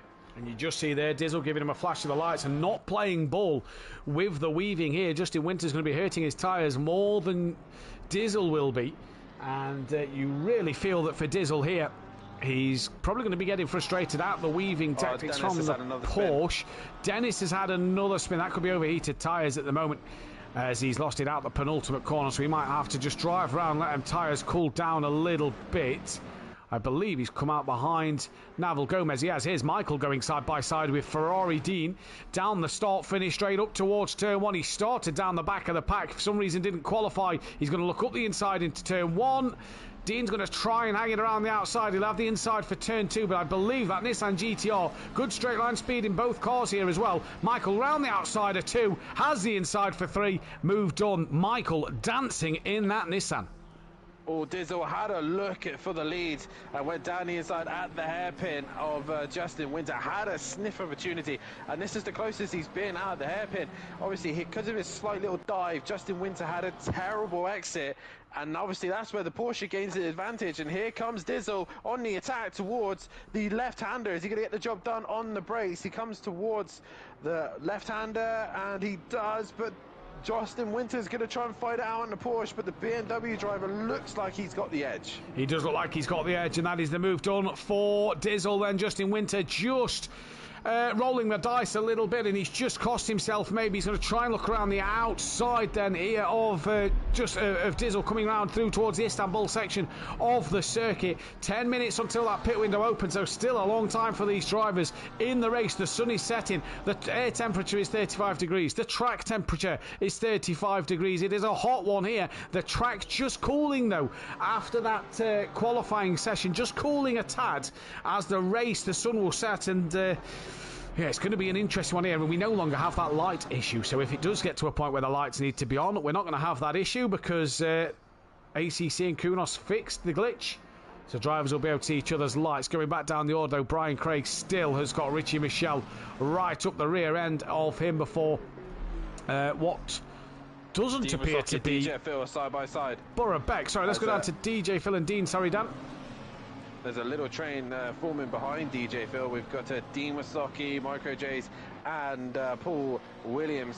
2 BMWs and 2 Lamborghinis, and DJ Phil holding up Dean Wasocki. Dean's going to try and go around the outside of penultimate corner. DJ Phil pushes him out wide, and Dean has to try and find another way through as Micro J's is looking. Oof. But as Dean gets a better exit on DJ Phil, and we're out dragging down the straight. Lamborghini and BMW, I reckon, are fairly level in straight line as the Lamborghini pulls away, and Paul Williams is too busy. Now got Micro J's for company as DJ Phil's going to try and hang on the outside. Dean's going to look, but not quite close enough, and they all stay relatively in the same position, but Paul Williams attacking the other BMW, and these 4 going at it like mad.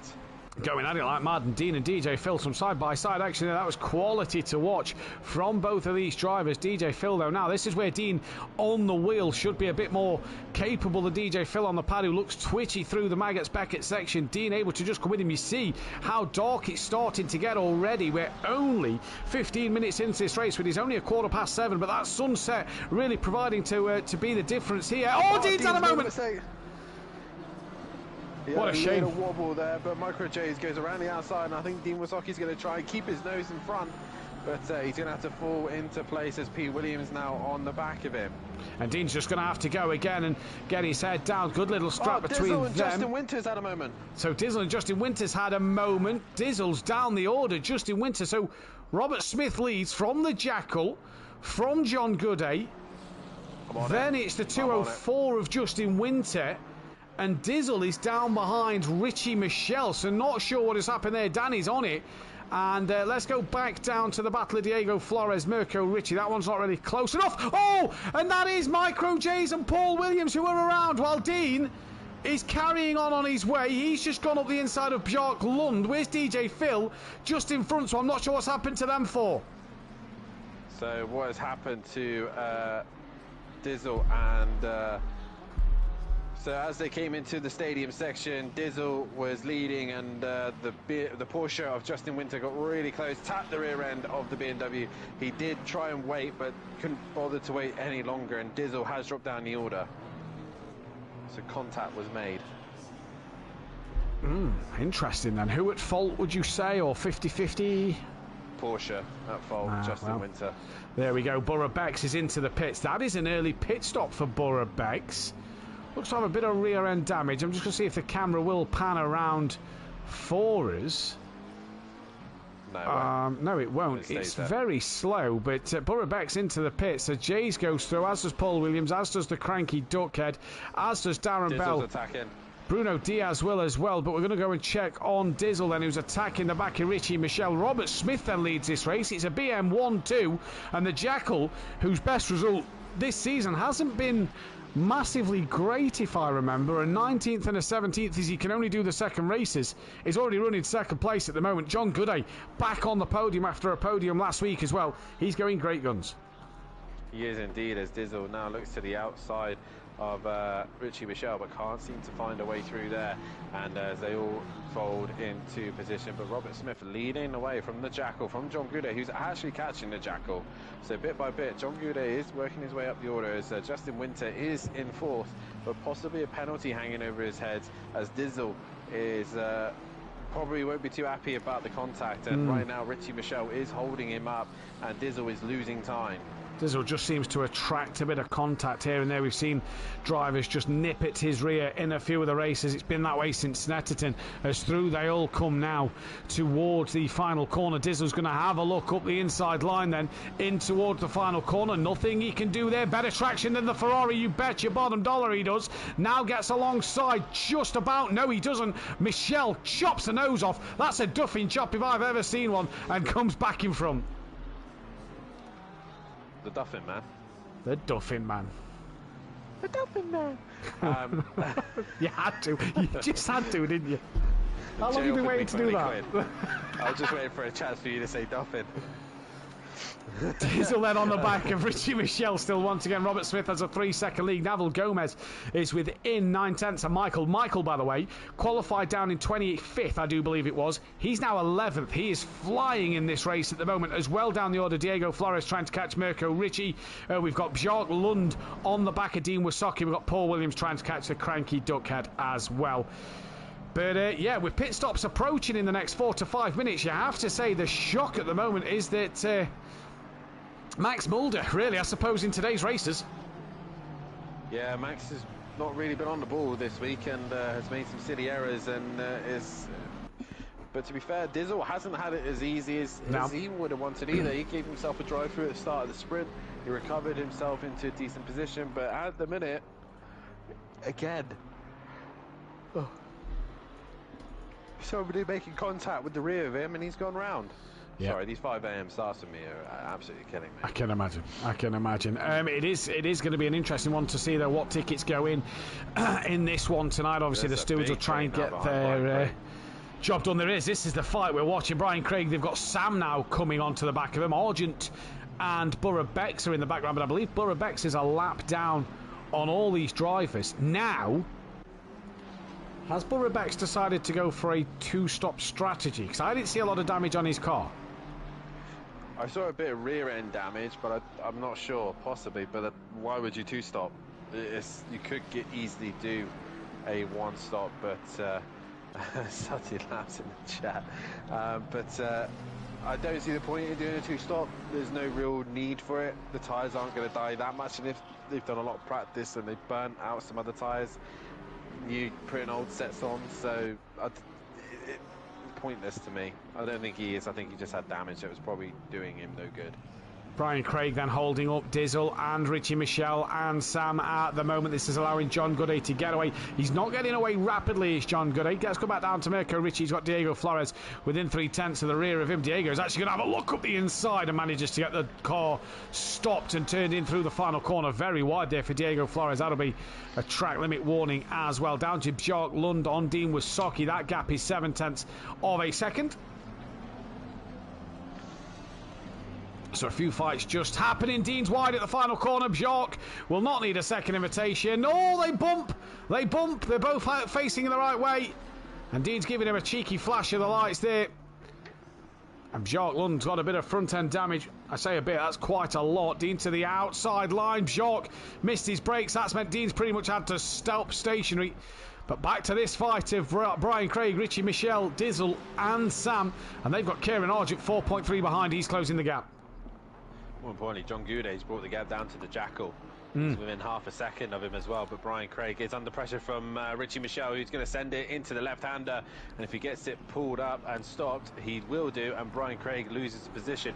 Will Dizzle be able to capitalise on that move as Richie Michelle actually runs wide onto the curb, and Brian Craig's going to come back through, but Richie Michelle's going to have the inside for the next corner. Dizzle's on the inside as well. He wants to have a sneaky look, and he makes contact with Brian Craig and spins him round, and Sam gets involved in the incident as well. He does, and Dizzle looks like he's going to let Brian Craig keep going on his way. And look at this, they're 3 wide. Sam up the inside coming through Istanbul.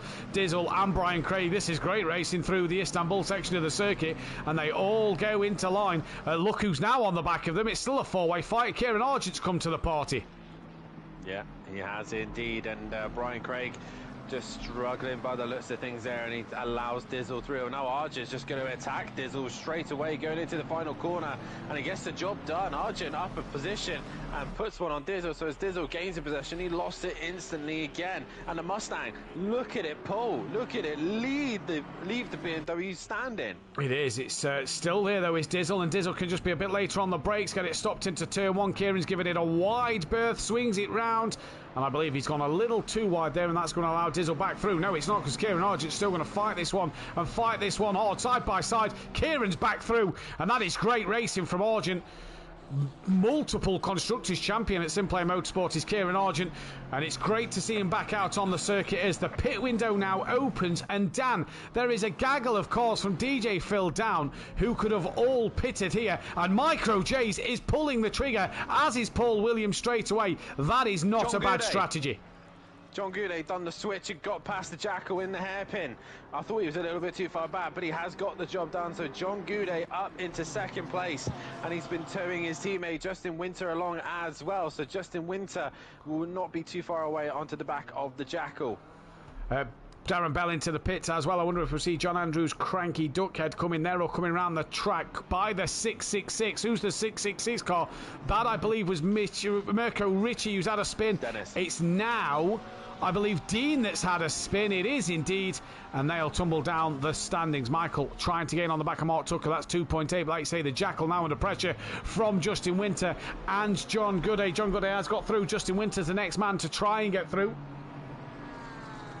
And Micro J's has done his pit stop. That's good. I think that's a good strategy from Micro J's there. Pit window opens, straight in, get that clear air. As Lee in the chat says, nice driving Argent. It really was. He put the move on Dizzle, and it was great to see. It is indeed. I'm now currently looking at the top 4, sorry, and I'm wondering if John Goudet, now with a bit of clean air, can he do anything about Robert Smith?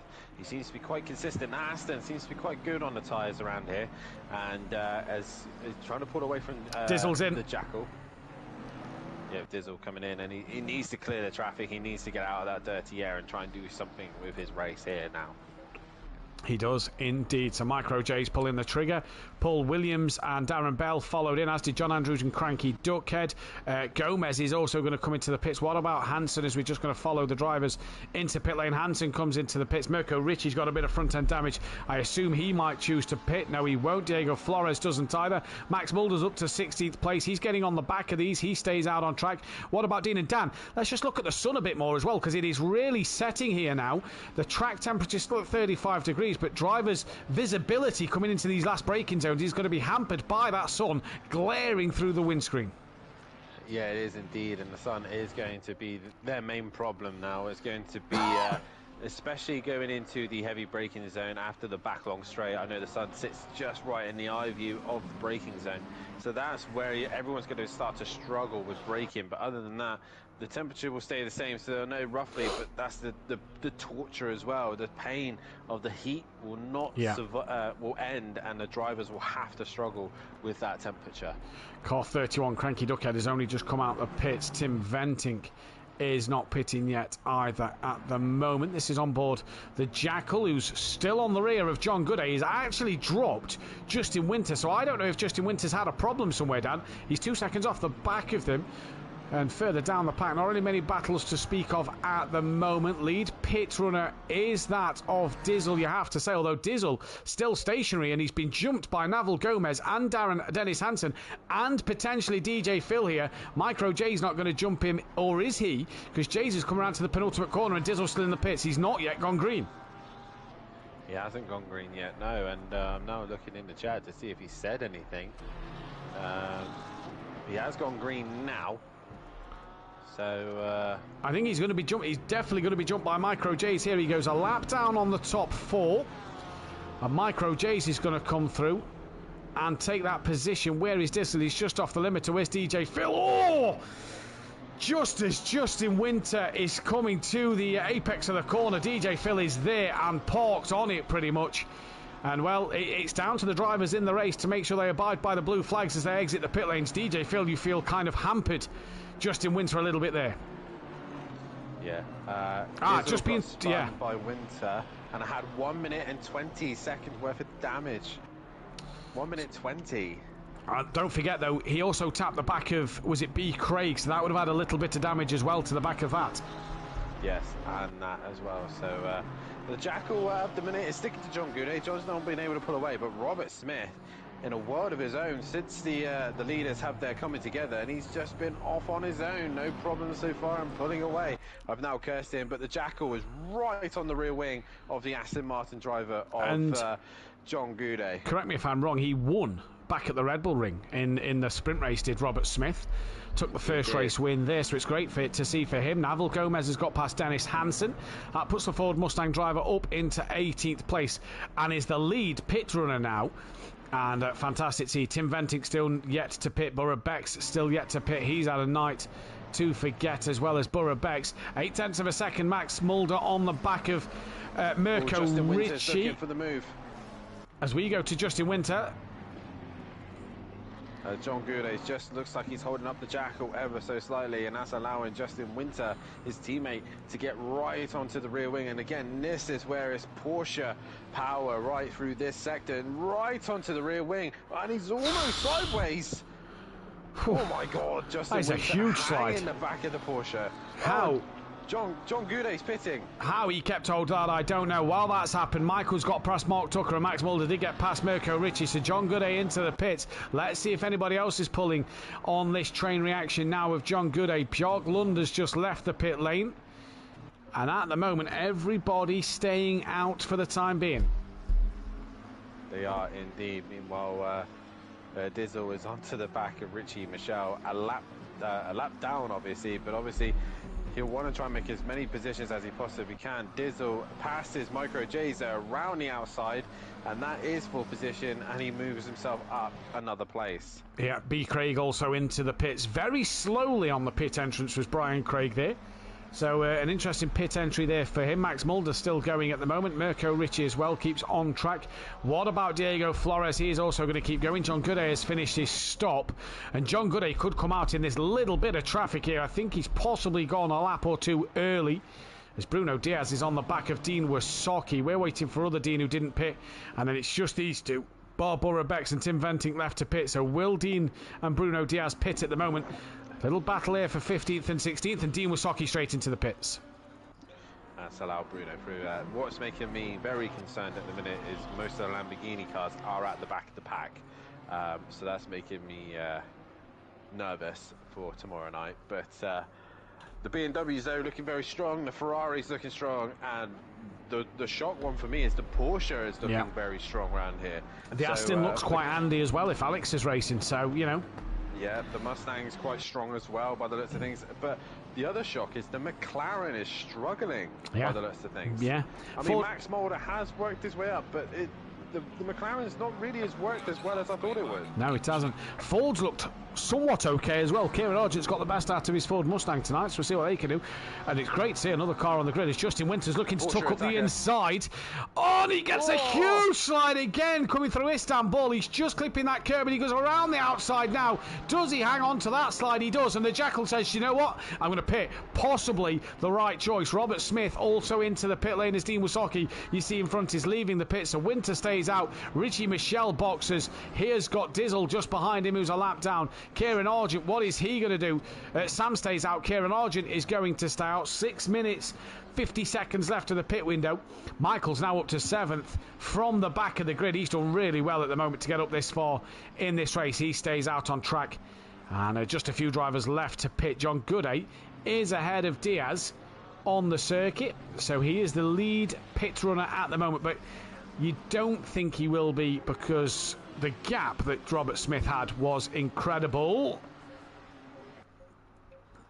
The Jackal, I don't think, is in his pit box here. That doesn't look quite right. Robert Smith has been dropped in his away. The Jackal is parked at a funny angle there. That can't be pitting him, surely. It did. It did. He's gone green. He has gone green, right. So he's now leaving the pits as John Goudet's in the penultimate corner as Robert Smith is now exiting pit lane. So as it stands for him, and he carries on his merry way.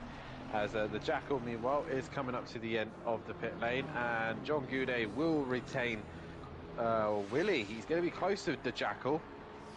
Jackal comes off the limiter now. Oh, Michael's got a drive-through for track limits. Sorry, apologies. I thought that was the Jackal. Then it popped up just as the Jackal come off his limiter.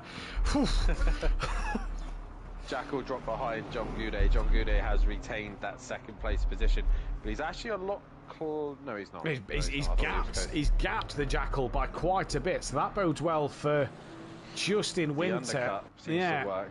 So let's see what Justin Winter can do. I wonder if it just costs him a bit of time being in a funny position in the pits. Max Mulder and Bruno Diaz both pitted. Borough Bex has still got to pit. Tim Ventink is now in as well. Clearly that obviously makes sense if the undercut is the stronger way. Obviously due to the tyre wear, and Max Mulder now gets to stop and go for, I'm not sure why. Speeding in the pit lane, I believe that was, yeah. Speeding in the pit lane. Yeah. As Justin Winter comes into the pits and nearly hits the pit wall. Did he come in a little too fast then, Dan? We'll keep an eye on that as he exits the pits. Bruno Diaz just exiting up the road. Sam comes into the pit lane as well. What about Kieran Argent? I think he's going to box. He comes in now. Yes, he does. Michael's got a drive-through, so he's got, I believe he has to serve the drive-through before. I think you do have the option to turn the penalty off, but he's got to pit, get round, pit again, because that pit window is closing soon. And into the pits he comes. Mark Tucker as well is going to box. So we're seeing all the drivers at the minute pit. And Robert Smith will be opening Mirko Ricci pits because he's catching him within a second. And he's already ahead of Diego Flores and Dean. He will not want John Goudet to get closer. Yeah, but he's got a 12-second gap to John Goudet, so he can just take his time. And there we go. Ricci goes into the pits, and Robert Smith can carry on, keeping it smooth and consistent as he's been going on, and John Goudet has to now try and clear his old friend Dean, and does so. And as things resume, as Justin Winter has gone green, and now we've got a drive-through cleared for that was the 366. Michael. He has cleared it. He now has to try and get round and back into the pits again, which he should have time to do so.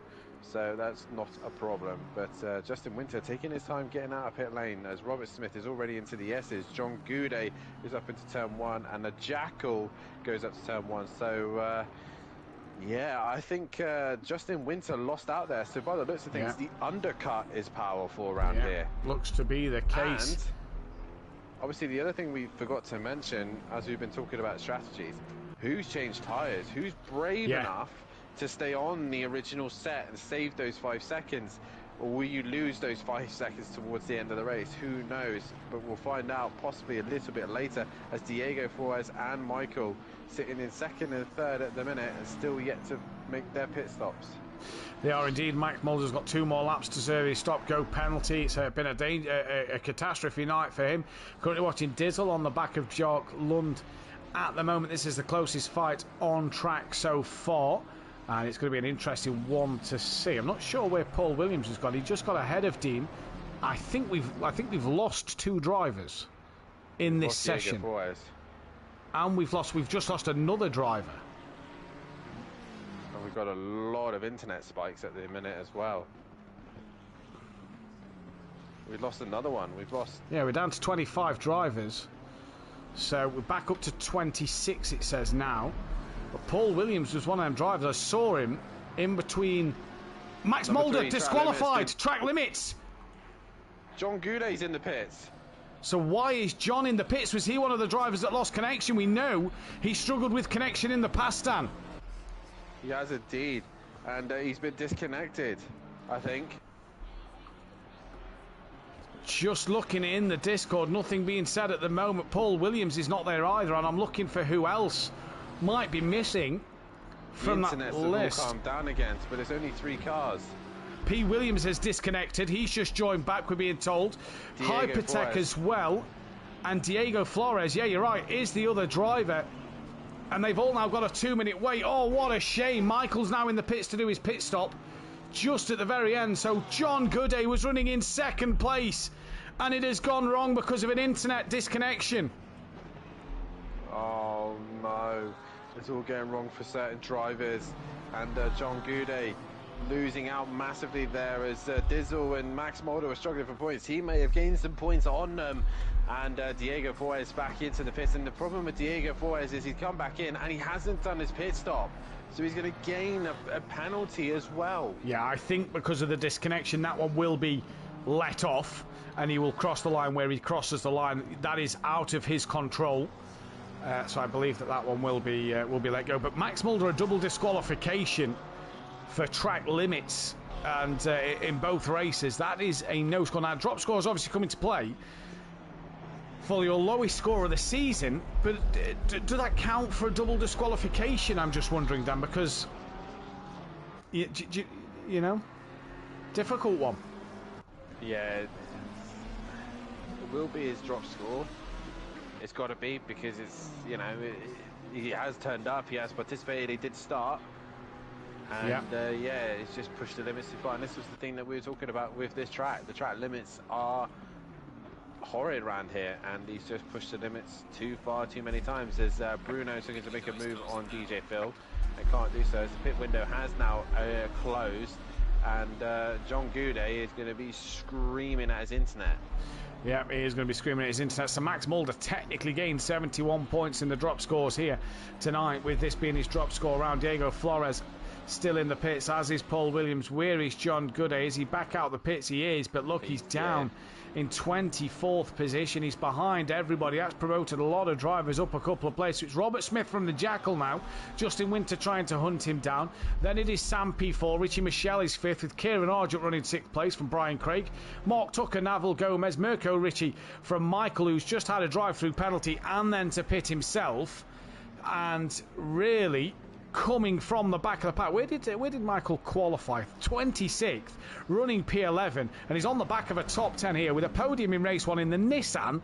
Michael's had a cracking day and has to be one surely in the shout for driver of the day. Yes, indeed. As I forgot about the poll, and majority of you reckon it was going to be another who was going to win this one, and Dizzle. So it was level 1 points on that one, and at the minute it will be another. At the minute it is Robert Smith looking very strong at the minute, but yeah, Michael looking very strong for a driver of the day, possibly. Oh, Bjork Lund, big damage to the front of his car. Looks a little slow. Bruno Diaz has just been passed by DJ Phil, but Bjork Lund here has got Dean right on the back of him and has got some huge damage. Nasty is right now. Michael is right onto the rear wing of the McLaren. And what would have happened if this Nissan would have qualified? Yeah. Where would he have actually finished? That was the question. Would he be possibly top 5? Yeah, easily, if not pushing for that race win, because he had some good pace in race 1, and he's had good pace here as well. Michael getting closer to him. Just watching DJ Phil. Bjork Lund didn't pit, and he has got some big damage on that course. That's going to be interesting one to see as we look further down the order. John Andrews still in the pits. Diego Flores, sorry, John Andrews back into the pits. John Gooday's back out on track. And will he get past Diego Flores? I believe so. Paul Williams as well back out on track. That is unlucky for these drivers here at the moment. That's indeed. The bad luck of the internet. I mean, we had it last week at the Brands Hatch with myself and Clouden very much fighting one another in the internet department, and Clouden and I came together. His internet was severely worse than mine and had to retire in the end just due to the fact that it was really bad. But we're seeing this now where people just get straight up disconnected instead of having it's like lag issues. But Michael still on the rear end of M. Ritchie and can't find a way through at the minute, as Justin Winter is just on the back of the Just Jackal. about to mention that one. Justin Winter's on the back of the Jackal. Jackal goes a little deep through turn 1, manages to keep it on the circuit at the moment though, and we will jump back into the Discord call for the comms box for some driver interviews at the end of this race for drivers from race 1 and race 2 on the podium. If they want to have a chat, we'll get them in there. But at the minute, so far so good. I'll tell you who else who's had a very quiet race but has gone their way and scored some decent points. Sam for Team FBR has just mind his own business, kept his nose clean, hasn't been raw out like fastest, but he has just minded his own business and is out on his way to score some decent points. I probably just cursed him. It seems to be the way that way at the minute.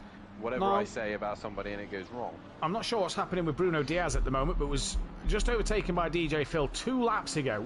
He's now 7 seconds behind, and he's got Micro J's hunting him down.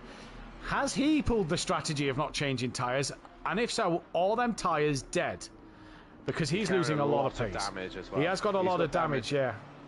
On the front and rear, and obviously with that damage, the car will be understeering, possibly oversteering as well, which will damage the tyres more. We're only now got down to 34 degrees instead of 35 degrees. So it's, yeah, he's probably killed those tyres if he has kept them and not changed the damage, but that damage will not be helping him whatsoever. And look at this. This is an Xbox driver with his lights on. We can actually see them, which means Night Race could make a return next season. It'd be fantastic. Keep your eyes out for Spa and Bathurst in the endurance race, because that will probably have the lights on as well with the length of them races going into the distances on that one. But yeah, at the minute, I tell you, it's benefited. And Tim Ventink was nowhere in this race. He's now 23rd because of the disconnections. Yeah, I mean, he still would have wanted a bit more than that, but yeah, it's still a couple more points. Just to reiterate your thing about Sam, RB Racing in the chat, Sam went from 5th to 11th on lap 1 as well, and he's now back up to 4th. So just, you know, adding to your compliments of how well he's done, didn't have the greatest of opening laps. No, he didn't, but yeah, like I said, he's just worked his way slowly through the pack, and it's paid off. He's up into 4th, and I don't really see him threatening Justin at the minute unless something happens between him and Jackal, which he's already made contact with Dizzle once already.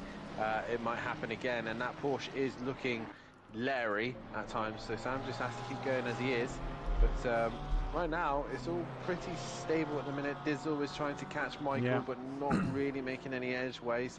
And this is the point of the race where we will start to see tyres, if they've kept them on, start to struggle and come to an end.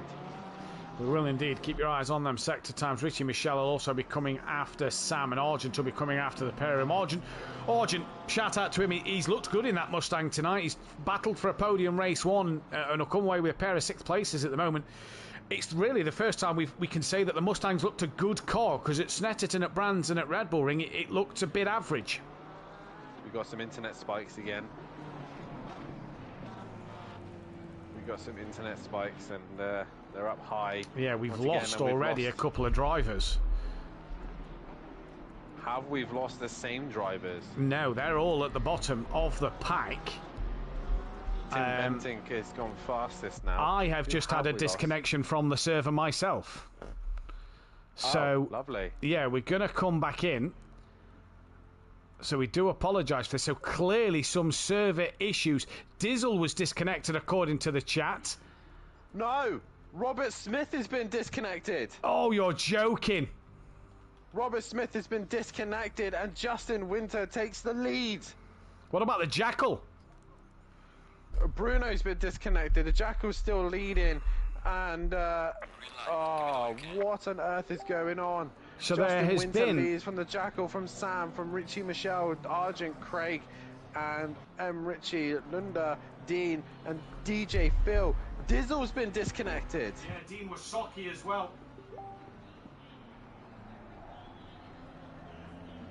There's a lot of cars that have been disconnected. Michael's been disconnected. Oh, it's horrible. It's gone horribly wrong for a lot of these drivers. John Gooday's back in the pits. Clearly an internet problem here with 14 minutes to go. So it's about what drivers get back in the lobby the quickest, I assume. But drivers being disconnected, we're still 4 down. Dean Wasocki has also been disconnected. Jay's now back up into 12th place. Dean is all of a sudden P10. Robert Smith's back in, but he's down the order. Argent's now P5 and Sam P3. You have to feel for these drivers, Dan, who's just got all these disconnections. The server not doing what it needs to do, and obviously just a few problems on the G-Portal side of things costing these drivers today.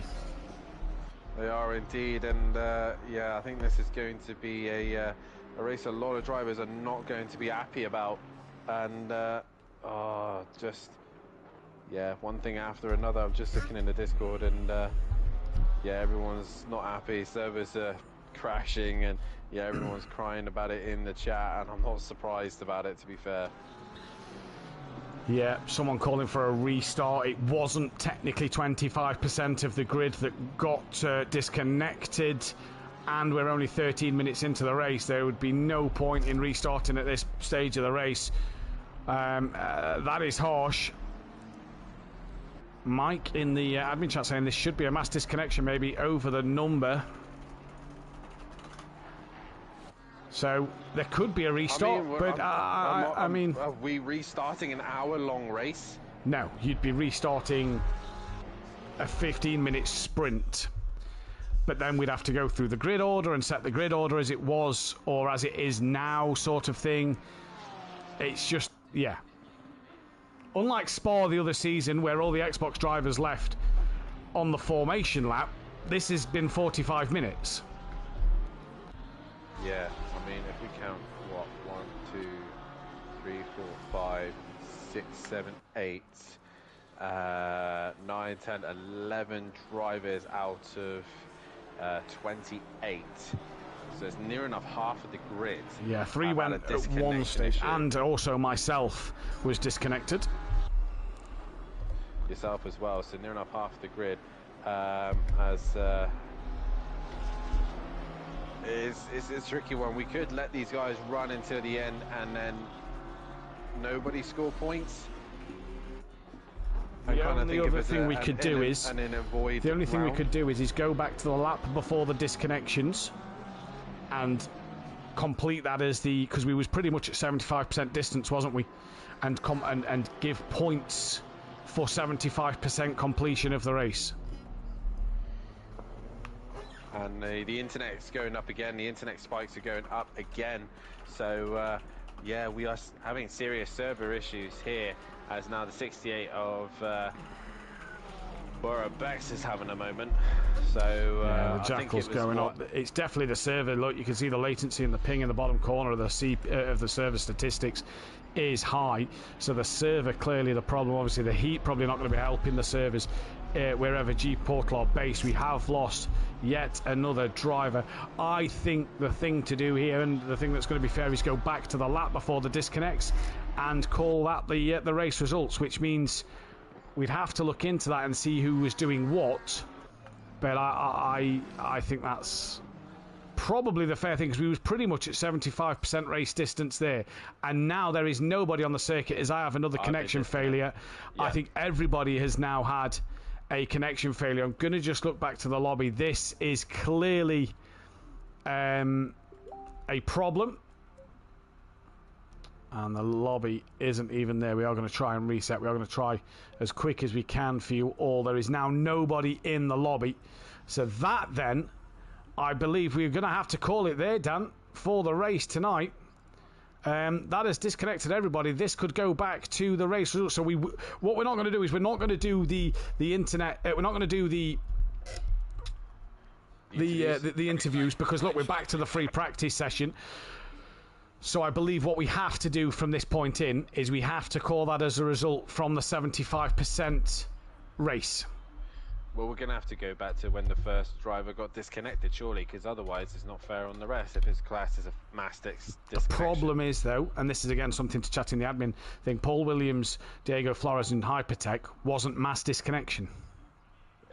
It's still an issue. It's still... Yeah, no, 100%. This is obviously something that we have to chat as an admin chat. We are, though, then, going to call that the end of the broadcast for tonight. Thank you all for tuning in. Apologies for the end of the stream. G-Portal servers have had an absolute nightmare.